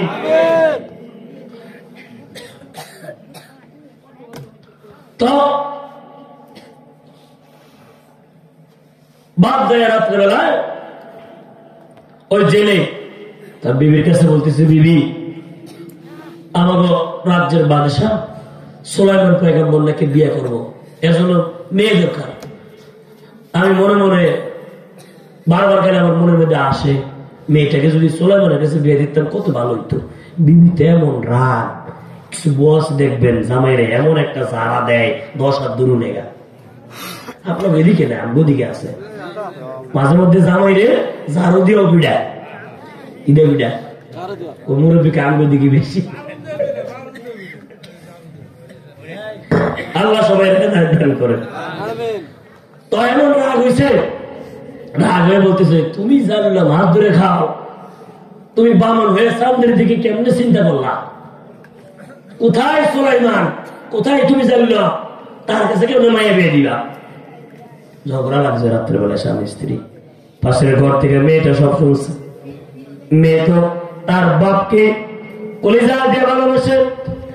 মেয়েটা আল্লাহর কুদরতি কদমে সেজদা দিয়া একটা মান্নত করছে, আল্লাহ তোমার কুদরতি কদমে সেজদা দিয়া আমি একটা মান্নত করলাম, আমার বাপ যেহেতু মনে মনে এমন একটা ইচ্ছা করেছে, আমি আমার বাবার দিকে তাকাইয়া একটা মান্নত করলাম, যদি সুলাইমানকে স্বামী হিসেবে না পাই, জিন্দেগিতে আর কোনোদিন কাউকে স্বামী হিসেবে গ্রহণ করবো না। সুলাইমানকে যতদিন না পাই অতদিন পর্যন্ত রাত্রেবেলা আমি ঘুমাবো না। প্রত্যেক দিন রাত্রেবেলায় শুধু আপনার কাছে সুলাইমানকে সামু আর সামু। মেয়েটা এমন মান্নত করছে। সকালবেলায় বাপ যখন জাল লইয়া মাছ ধরবার যায়, যায় বলতেছে আব্বা কই যান, তোমার কর্ম করে খেতে যাই। মেয়ে বলতেছে আব্বা রাত্রিবেলায় আপনি মার কাছে কি বলছেন, কি নিয়ে তর্ক হয়েছে সব শুনছি। আব্বা আমি তো আল্লাহ প্রকৃতি কদমে সেজদা দিয়া একটা মান্যত করেছি আব্বা, আমি সুলাইমানকে ছাড়া আর কাউকে স্বামী হিসেবে গ্রহণ করব না। আমার পক্ষ থেকে একটা চিঠি লিখছি। তাফসিরে কিতাবের মধ্যে মুফাসসির বর্ণনা করেন রূপকথার গল্প আর ঠাকুমার জুনি নয়, কোরআনের গল্প শোনেন। আমি একটা চিঠি লিখছি, চিঠিটা আপনি আমার পক্ষ থেকে রাজপ্রাসাদে পৌঁছায় দাও। বাপ বলে মা তুই এগুলা কি বলস? হা কিসের চিঠি? আমার পক্ষ থেকে পয়গম্বর সুলাইমানের জন্য বিয়ার প্রস্তাব। সুবহানাল্লাহ বলেন। আমি কি করব? বাপ তো পারে না মেয়ের জন্য আসমানের চাঁদাই না দেয়, তোর বলেন ঠিক কিনা? পাল্লা আসমানের চাঁদ এনে দিত। পয়গম্বর সুলাইমান আলাইহিস সালাতু ওয়াস সালাম ওনার জন্য বিবাহের প্রস্তাব যখন লেখা পড়াই দিচ্ছেন, তাফসীরের কিতাবের মধ্যে লেখেন জেলে গরিব মানুষ, জেলে গরিব মানুষ সুলাইমান পয়গম্বর রাজপ্রাসাদে যায় ভয় ভিতরে ঢুকে না। সাধারণ একজন কর্মচারীর হাতে চিঠি দিয়া কয়, বাইরে চিঠিটা নিয়ে সুলাইমান পয়গম্বর হাতে দিও আর বলবা অমুক জেলে পল্লী থেকে একটা বিয়ার প্রস্তাব হয়েছে। পুলিশেরা যেগুলো আছে এই পেয়াদা রাজপ্রাসাদের প্রহরী, এরা হাসাহাসি করতেছে। সুলাইমান নবী মনে এই জীবন আর বিয়া করার বলে রে, কত কত রাজপ্রাসাদ থেকে চিঠি আসলো, কারোর সাথে বিয়ে হলো না। আর সাধারণ একটা জেলে পল্লী থেকে চিঠি আসে। তো সুলাইমান পয়গম্বর রাজপ্রাসাদের মধ্যে ব্যস্ত। আমি সংক্ষিপ্ত করি। এমন সময় জেলের পক্ষ থেকে চিঠি নিয়ে সুলাইমান পয়গম্বর হাতে দিছে। পয়গম্বর সুলাইমান আলাইহিস সালাতু ওয়াস সালাম চিঠি বাবা হাতে নিছে। বলতে কিসের চিঠি? কয় চিঠিটা হলো আপনার বিয়ার প্রস্তাব। ও কোথার থেকে আসলো? কয়েকটা জেলে পল্লী থেকে আইছে। সুলাইমান আলাইহিস সালাতু ওয়াস সালাম শুধু মুখ দিয়ে এতটুকু বলছে, আরে জেলে পল্লী থেকে চিঠি আসছে আমার বিয়ের প্রস্তাব, আমি তো গোটা পৃথিবীর বাদশা। কি বলছে? বলো কি বলছে? কি বলছে? আমি তো গোটা পৃথিবীর বাদশা। এ তো সাধারণ জেলের মেয়ে, শুধু এতটুকু বলছে। এটা বলাটা যৌক্তিক, বলেন ঠিক কিনা? এটা বলতে পারে স্বাভাবিক, কিন্তু আল্লাহ তাআলা আল্লাহর প্রিয় বান্দা যারা এদের ছোট্ট ছোট্ট বিষয়গুলো বড় করে ধরে, যাতে করে তাদের মাধ্যমে উম্মতরা ঠিক হয়ে যায়। নবীদের কোনো গুনাহ নাই, নবীদের কোনো দোষ নাই, নবীদের কোনো দোষ গুণ নাই, নবীরা নিষ্পাপ মাসুম। এটা আহলে সুন্নাত ওয়াল জামাতের আকীদা। সুলাইমান আলাইহিস সালামের এই শিথিলতাটা আল্লাহ তাআলা কত বড় করে তুলে ধরছেন। এই কথা বইলা সুলাইমান নবী আংটি হাতে দিয়া কই গেছে? ওয়াশরুমে গেছে, মনে আছে আপনাদের? ওয়াশরুমে যখন গেছে, রাজ্যের মধ্যে একটা দুষ্ট জিন ছিল। তাফসীরের কিতাবের মধ্যে জিনটার নাম লেখছে সাখরা। কি নাম? সাখরা। ওই দুষ্ট জিন সুলাইমান নবীর রূপ ধারণ কইরা দাসীর কাছে গিয়ে আংটি দে। দাসী মনে করছে আসো সুলাইমান, আংটি দিয়া দিছি। আংটি হাতে দিয়া রাজপ্রাসাদের মধ্যে বয়ে গেছে। রাজপ্রাসাদের মধ্যে বৈশা এখন নিজে নিজে আইন করতেছে। সিংহাসনের মধ্যে যাই বয়, তার যা মন চায় তা আইন করে। মন চায় আলু 20 টাকা গিয়েও ছুটে গেছিল। ঠিক কিনা? ক্ষমতার বইতে হলে যা মন চায় তাই করা যায়। এমন সে ক্ষমতার তা বইয়া আইন করতেছে। এই রাজ্যের লোকেরা শোনো, আমার মতো দেখতে রাজ্যের মধ্যে নকল একটা সুলাইমান ভাবিছে, নিজেকে সুলাইমান দাবি করে। যেখানে দেখবা ওখানে মাইল দিবা। বলছে কি আসল না নকল না? কে বলছে? নকলটা বলতেছে। ঘুমাই গেছেন নি কেউ?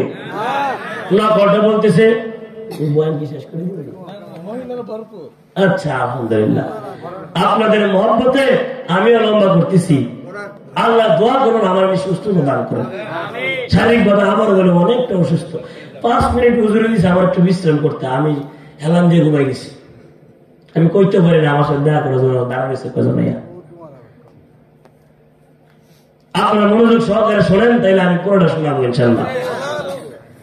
পয়গম্বর সুলাইমান আলাইহিস সালাতু ওয়াস সালাম যখন নাকি ওয়াশরুম থেকে বাইরে হইছে, বাইরে দাসীর কাছে গিয়া কয়, আংটি দে, দাসে কয় আংটি না নিছে।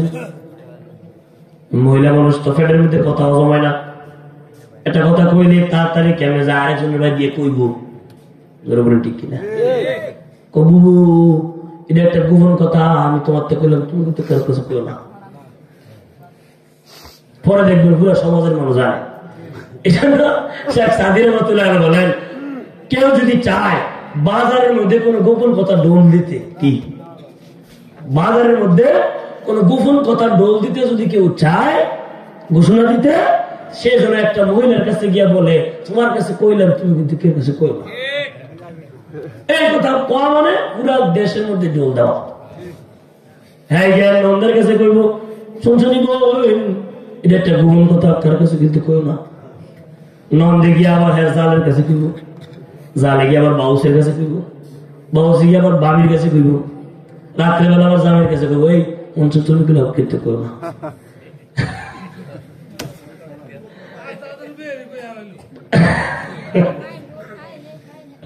আল্লাহ সবাইকে গোপন কথা হজম করার তৌফিক দান।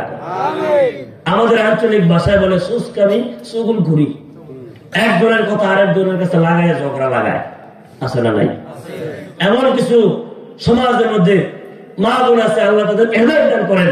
এই বাড়ির ঝগড়া ওই বাড়িতে, ওই বাড়ির ঝগড়া ওই বাড়িতে, নিজের ঘরও কি হয়, নিজের সংসারও কি হয়, এগুলোর খবর নাই। আরেকজনের মেয়ে কি করছে, আরেকজনের ভূতের বউ কি করছে, এগুলো নিয়ে এই বাড়িতে লাগায়, হের কথা হের বাড়িতে লাগায় ঝগড়া বাজায় দেয়। আল্লাহ মা বোনদেরকে হেদায়েত দান করেন। সুগুল ঘুরি যারা করবে, নবীজি বলেন তারা জান্নাতের ঘ্রাণও পাবে না। নাউজুবিল্লাহ বলে, আর জোরে বলেন নাউজুবিল্লাহ। আল্লাহ আমাদের সবাইকে সুগুল ঘুরি থেকে হেদায়েত দান করেন, সুগুল ঘুরি থেকে হেফাজত করেন। জোরে বলেন আমিন। সুলাইমান পয়গম্বর আস্তে করে কইছে, আংটি দাও, আস্তে করে কইছে। মহিলা কয়, কি রে আংটি না নিয়ে গেল, আরে এর মধ্যে একটা কিছু আছে। দৌড়াইয়া রাজপ্রাসাদের সবার সামনে গিয়ে কয়, এই আপনারা নকল সুলাইমান খুঁজেন, নকলটা তো রাজপ্রাসাদের ভিত্তি আছে, নকলটা রাজপ্রাসাদের ভিত্তি আছে, কারণ নকলটা যেটা বই রয়েছে এরা তো আংটি দেওয়া। এই লীলা খেলা খেলতেছে কিনা? যারা বলেন কে খেলতেছে? আল্লাহর একটা উদ্দেশ্য আছে তো। পয়গম্বর সুলাইমান আলাইহিস সালাম উনি যখন দেখলেন উনি নিজের রাজপ্রাসাদের মধ্যে অসহায়, উনার যখন সামনে আসলো, উনাকে দেখা মাত্রই দুষ্ট জিন সাখরা রাজপ্রাসাদের প্রহরীদেরকে বললো, ওই যে নকল জিনের কত, নকল সুলাইমানের কত সাহস, রাজপ্রাসাদের ভিতরে ঢুকে গেছে, তাকে মাইরে বাইর করে দাও। বাদশার আদেশ, বাইর করে দিছে। যেখানে যায় দেখতে সুলাইমানের মতো, আসলে তো সুলাইমান, রাজ্যের আইন যে তোমার নাম কি, যদি কেউ সুলাইমান তখন মাইর দেয়। এক পর্যায়ে কিছু যুবক পোলাপাইন এরা নকল, এরা মাইরা বাদশার কাছে গেলে পুরস্কার দিব। মারতে মারতে ওনার নিজের রাজ্যের প্রজারা সুলাইমান পয়গম্বরকে মারতে মারতে ফালাই দিছে ওই পানির মধ্যে নিয়ে। কই ফালাই দিছে? পানির মধ্যে যখন ফালাই দিছে, আর একটু সংক্ষিপ্ত করে অনেক কথা মাঝখানে, এগুলো বললে ফজর আজান দিব ভাই। সুলাইমান আলাইহিস সালামকে যখন পানির মধ্যে ফালাই দিছে, সুলাইমান পয়গম্বর পানি দিয়ে ভাসতে ভাসতে জেলে পল্লী দিয়ে উঠছে। মনে আছে কোন জেলে পল্লী? জেল থেকে বিয়ার প্রস্তাব হয়েছে। তাফসীরের কিতাবে লেখেন, রূপকথার কোন গল্প, কাল্পনিক গল্প নয়। তাফসীরের কিতাবে আমার তেলাওয়াতকৃত আয়াতের তাফসীরে আহকামুল কুরআন লিল জাসসাসে ইমাম জাসসাস রাহমাতুল্লাহ আলাইহি লেখেন, রাজপ্রাসাদ থেকে সুলাইমান পয়গম্বরকে বাইর করিয়া মারতে মারতে যখন নদীতে ফেলাইছে, সুলাইমান পয়গম্বর ভাসতে ভাসতে ওই জেলে পল্লী দিয়ে উঠছে। জেলেরা জাল ফেলাইছে, মনে করছে বড় মাছ, উঠাইয়া বাড়িতে নিয়ে আইছি। দেখে একটা তাগড়া যুবক, তারা তো সুলাইমানকে চিনে না, দেখে নাই কোনোদিন, গরিব মানুষ তারা।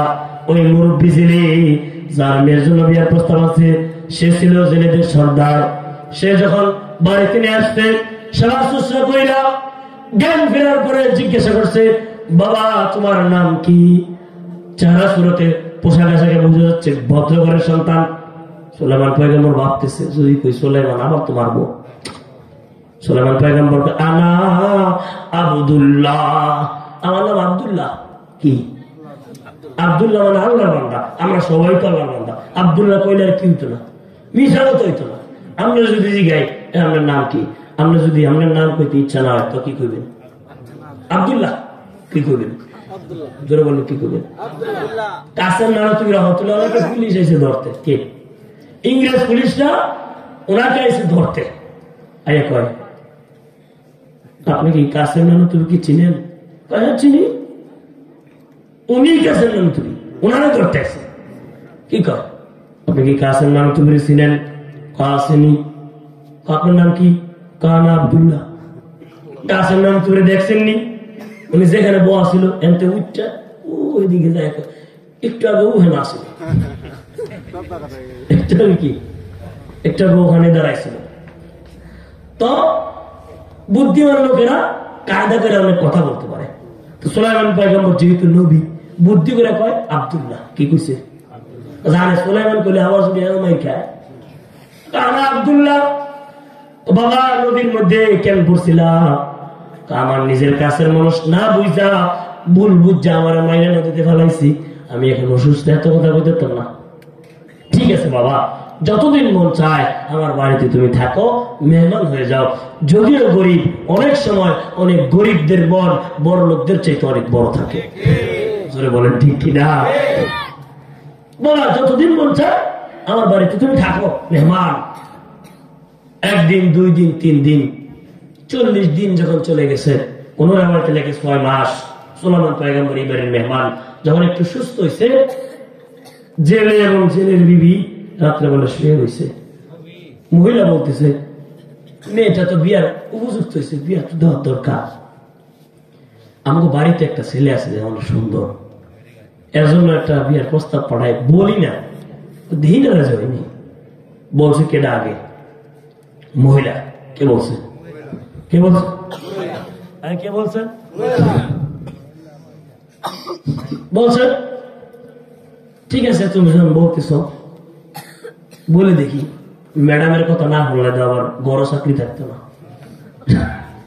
বড় একটা চাকরি আছে না। তো গেছে, যাওয়ার পরে সকালবেলা বলতেছে, বাবা তুমি কি বিয়ে শাদী করছো? না করি নাই। বিয়ে শাদী করবো না? করবো। তো আমাগো বাড়িতে তো আমাদের একটা উপযুক্ত দিনদার সুন্দরী রূপবতী গুণবতী মেয়ে আছে, যদি তুমি রাজি থাকো আমাকে মেয়েটা তোমার কাছে বিয়ে দিতেছে, তুমি কি বলো? সুলাইমান নবী মনে মনে ভাবতেছে, অতীতে একটা জেলের মেয়েকে অ্যাভয়েড করছিলাম, আল্লাহ মনে হয় শাস্তি আমাকে দিতেছে, এখন আবার এটা না করি কেমন? উনি তো আর জানে না এটাই ওটা, উনি তো আর কি জানে না, বলতে আল্লাহ জানাইলে তাফসীরে কিতাবে লেখেন সুলাইমান পয়গম্বর কয়, আপনাকে মাইয়া যদি রাজি থাকে আমি রাজি, আলহামদুলিল্লাহ। রাত্রে বেলায় বাবা এবং মা দুইজন মিলে মেয়ের ঘরে যাইয়া মেয়েটাকে বলতেছে, মা তোমার জন্য বিয়া ঠিক করছি। মেয়ে বলতেছে, আব্বা কি বলো এটা? তুমি জানো না আমি এখনো পর্যন্ত রাত্রেবেলায় বিছনায় যাই না, এখনো পর্যন্ত প্রত্যেকদিন রাত্রেবেলায় সেজদা দিয়া আল্লাহর কাছে বলি সুলাইমানকে ছাড়া কারো কাছে বিয়া বলবো না। আব্বা ও মা আমারে মাফ করে দেন, সুলাইমানকে না পাইলে আমি কারো কাছে বিয়া বলবো না। গড়ায় বই রয়েছে কেনা, বলেন কেনা? এত আর জানে না, কি করে না? এত আর জানে না ঘরে কে বই রয়েছে। বাপ বলতেছে, মা ছেলেটাকে দেখলে তোর পছন্দ হবে, বিয়ে করার না করে একটা দেখ, একটা পয়েন্ট। এই যুবক ভাইরা, ওর যুবতী বোনেরা, একটা পয়েন্ট তোমাদের জন্য। মেয়েটা কেমন দিনদার ছিল, কেমন চোখের হেফাজত করেছে। একটা সুদর্শন হ্যান্ডসাম পুরুষ তাদের বাড়িতে 1 মাস 2 মাস নয় 6 মাস ধরে আছে, এখন পর্যন্ত ছেলেটা মেয়েটাকে দেখেও নাই, মেয়েটাও ছেলেটাকে দেখে নাই। সুবহানাল্লাহ। এখনকার ভুল হয়নি, একটা বিয়ের অনুষ্ঠানে গিয়ে একেবারে নাম্বার লইয়া ফ্যান করে বাগিয়ে জায়গা ঠিক।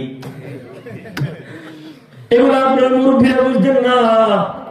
আপনাদের ভালোবাসা ছিল পবিত্র, আপনাদের প্রেম প্রীতি ছিল সিঁড়ির মধ্যে সীমাবদ্ধ। বাপ মায় এমন অনেক বিয়ে করাইছে, বাসর হয়তো গিয়ে মায়া দেখছে। আমার দাদার কথাই করি, বিয়া আমার দাদা বাসরের দিকে বুড় দিকে আয়া কয় মেয়ে দিছে উড়ু বিয়ে করে নিয়েছে। বিয়ে করে কি করে আমার দাদি গল্প করে তোর দাদা আমার দেখে বাইরে গেছে গা কান্দে শুনো করাইছে। যাই হোক যেটা বোঝানোর জন্য বলি ও যুবক ভাইরা ও বোনেরা তোমাদের জন্য একটা পয়েন্ট, এই চোখকে হেফাজত করো। যুবক ভাইরা মনে করতেছ এই চোখ দিয়া দেখতেছি ট্যাক্স খাইতেছি একটার পিছনে ঘুইরা প্যাম্প্রিতি কইরা একদিন ওখানে একদিন ওইখানে একদিন রেস্টুরেন্টে, আবার আল্লাহর কাছে নিজে একটার পর একটা ধরবা ছাড়বা আকাম কুকাম করবা, আল্লাহর কাছে রাবে রসিল ভাই না বুঝি তুমি যেমন থাকবা তোমার জন্য আল্লাহ তেমন রেখে দিবে। তুমি ইনটেক্ট থাকো, সলিড থাকো, তওবা করো, আল্লাহ তোমার জন্য তওবা কারিনী মিলাই দিবে। আমার কথা কোরআনের কথা। আল্লাহ কোরআনে বলছেন ভালো ভালো নারী ভালো পুরুষের জন্য, ভালো পুরুষ ভালো নারীর জন্য, তওবাকারী তওবাকারীর জন্য, লুচ্চা লুচ্চানির জন্য, লুচ্চানি লুচ্চানি জ্ঞান। আমরা ভালো হয়ে যাব, আমাদের ওনারাও ভালো হয়ে যাবে।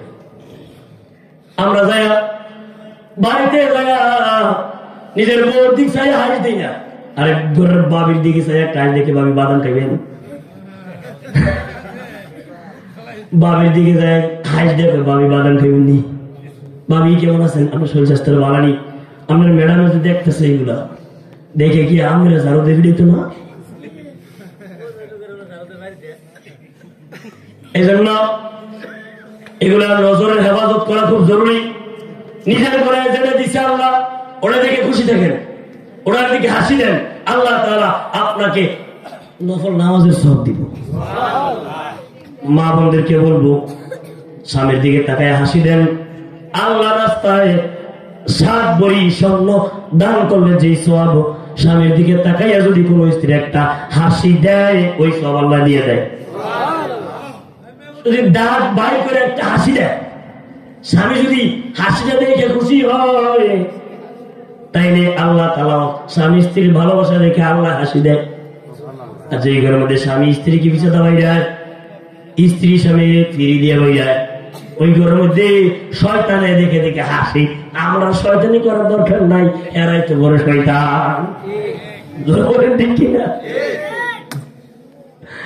আল্লাহ আমাদেরকে হেদায়েত দান করেন, চোখের হেফাজত করার তৌফিক দান করেন, নিজে ভালো হওয়ার তৌফিক দান করেন, নিজেদের পরিবারকেও ভালো রাখার তৌফিক দান করেন।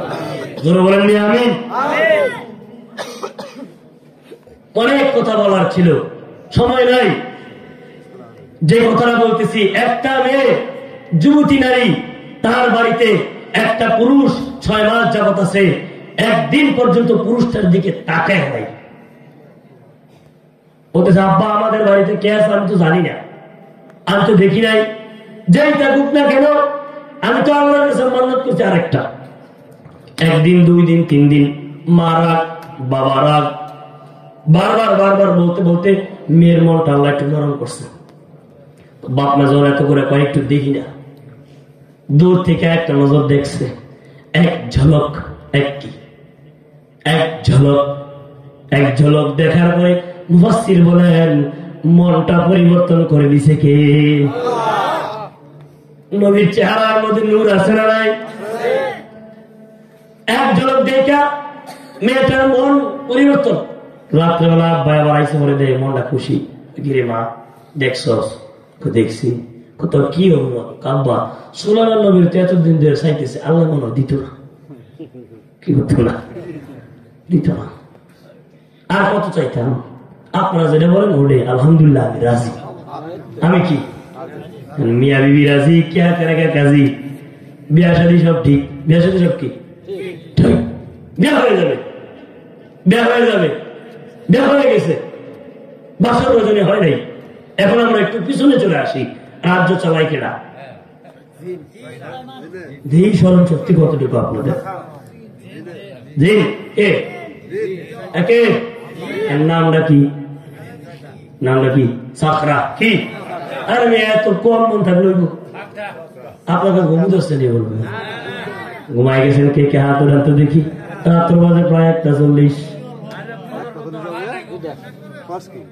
আলহামদুলিল্লাহ, আল্লাহ আপনার বান্দাদের এই মুহাব্বত আগ্রহ দেখে মন চাইতেছে ফজর পর্যন্ত করি, কিন্তু আমার জানে তো কুলাবে না। আল্লাহ আমার এই ভাইদের এই আগ্রহকে আপনি কবুল করছেন।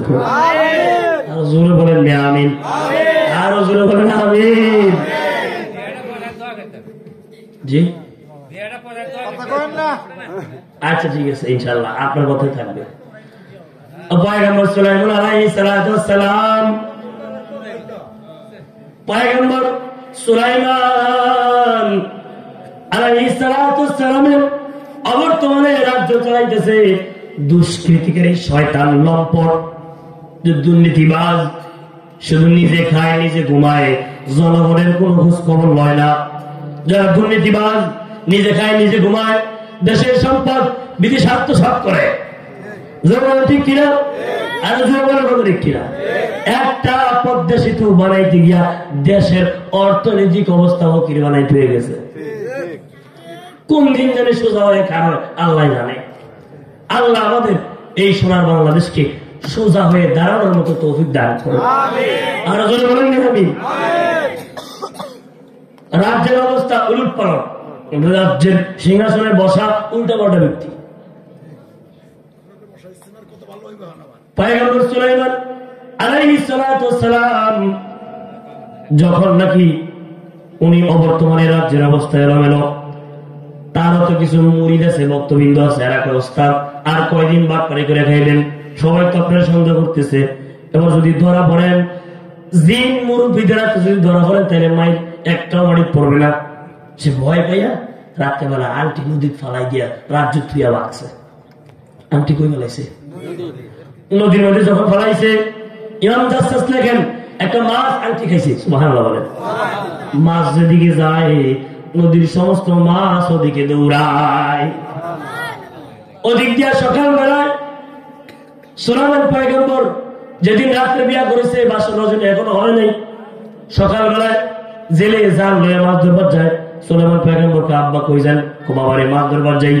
এতদিন ছিলাম আপনার বাড়ির মেহমান, এখন জামাই, এখন কাজ করে খাবার চাই, সাথে করে নিয়ে যান, আমি আপনার সাথে কাজ করি। যখন গেছে সুলাইমান পয়গম্বর বলে, আব্বা আমার হাতে জাল দেন, আমি একটু জালটা মারি নদীর মধ্যে। নবীর হাতে বরকত আছে না নাই? আর আছে না নাই? সুলাইমান পয়গম্বরের হাতের মধ্যে যায় যখন আল্লাহর নাম নিয়ে জাল ফলাইছে, ওই যে একটা মাছ, ওনার দেখা দেখি আরো ছেলেরা জাল ফলাইছে, একটা দুইটা তিনটা শত শত জাল নদীর মধ্যে ফলানো আরম্ভ করছে চারদিক দিয়া। ওই যে একটা মাছ যেদিকে যায় নদীর মাছ ওদিকে দৌড়ায়। তাফসীরের কিতাবের মধ্যে লেখেন এবং জালালউদ্দিন সৈয়দ রাহমাতুল্লাহ আলাইহি লেখেন খাসায়েসে কুবরার মধ্যে, ওই দিন জেলেরা 70 এর উপরে নৌকা বইরা মাছ ধরছে। সুবহানাল্লাহ, বাইদ গিয়ে কই নিয়া এক রাত্রিতে সবাই ধনী, একদিনে সবাই ধনী। ওই মাছটা যেটা আন্টি গিলছে, ওটা চেহারা সুন্দর দেখা যায়, দামি জিনিস ভিতরে না। জেলেরা নিয়ে মুরব্বী জেলের কাছে কয়, নেন আপনার মায়ের জামাই বড় ভাগ্যবান, আপনার মেয়ের জামা হওয়ার কারণে আজকে আমরা অনেক মাছ পেয়েছি। এই মাছটা বাড়িতে শাশির দিয়েন, কাইটটা জামাই নতুন জামাই খাওয়াইতে। শাশির কাছে নিয়ে মাছ দিছে, শাশি মাছ করতে বসছে, মাছের পেট থেকে চকচকে জান্নাতের আংটিটা বাইরে আসছে। মহিলা মানুষের কিছু চিকুন বুদ্ধি থাকে। কি বুদ্ধি? চিকুন বুদ্ধি। ডাক দিয়ে মেয়েরে কই, মা দেখ কি সুন্দর আংটি, এত সুন্দর আংটি জীবনে তো কোনোদিন দেই নাই। সুলাইমান পয়গম্বরের বিবি আংটিটা হাতে নিয়ে, আরে আসলেই তো এত সুন্দর আংটি জীবনে তো দেখি নাই, দেখবে কোথার থেকে, এটা তো বেহেশতের আংটি। আগে বলছে আংটির ভিতরে দামি জিনিস। কি জিনিস? দামি জিনিস। সুলাইমান পয়গম্বরের আংটি যখন বিবি হাতে নিছে, হাতে নিয়ে কয়, মা আংটি আমরা কি গরুন গরিব মানুষের তো দামি আংটি, দেখতে বোঝা যাচ্ছে অনেক সুন্দর।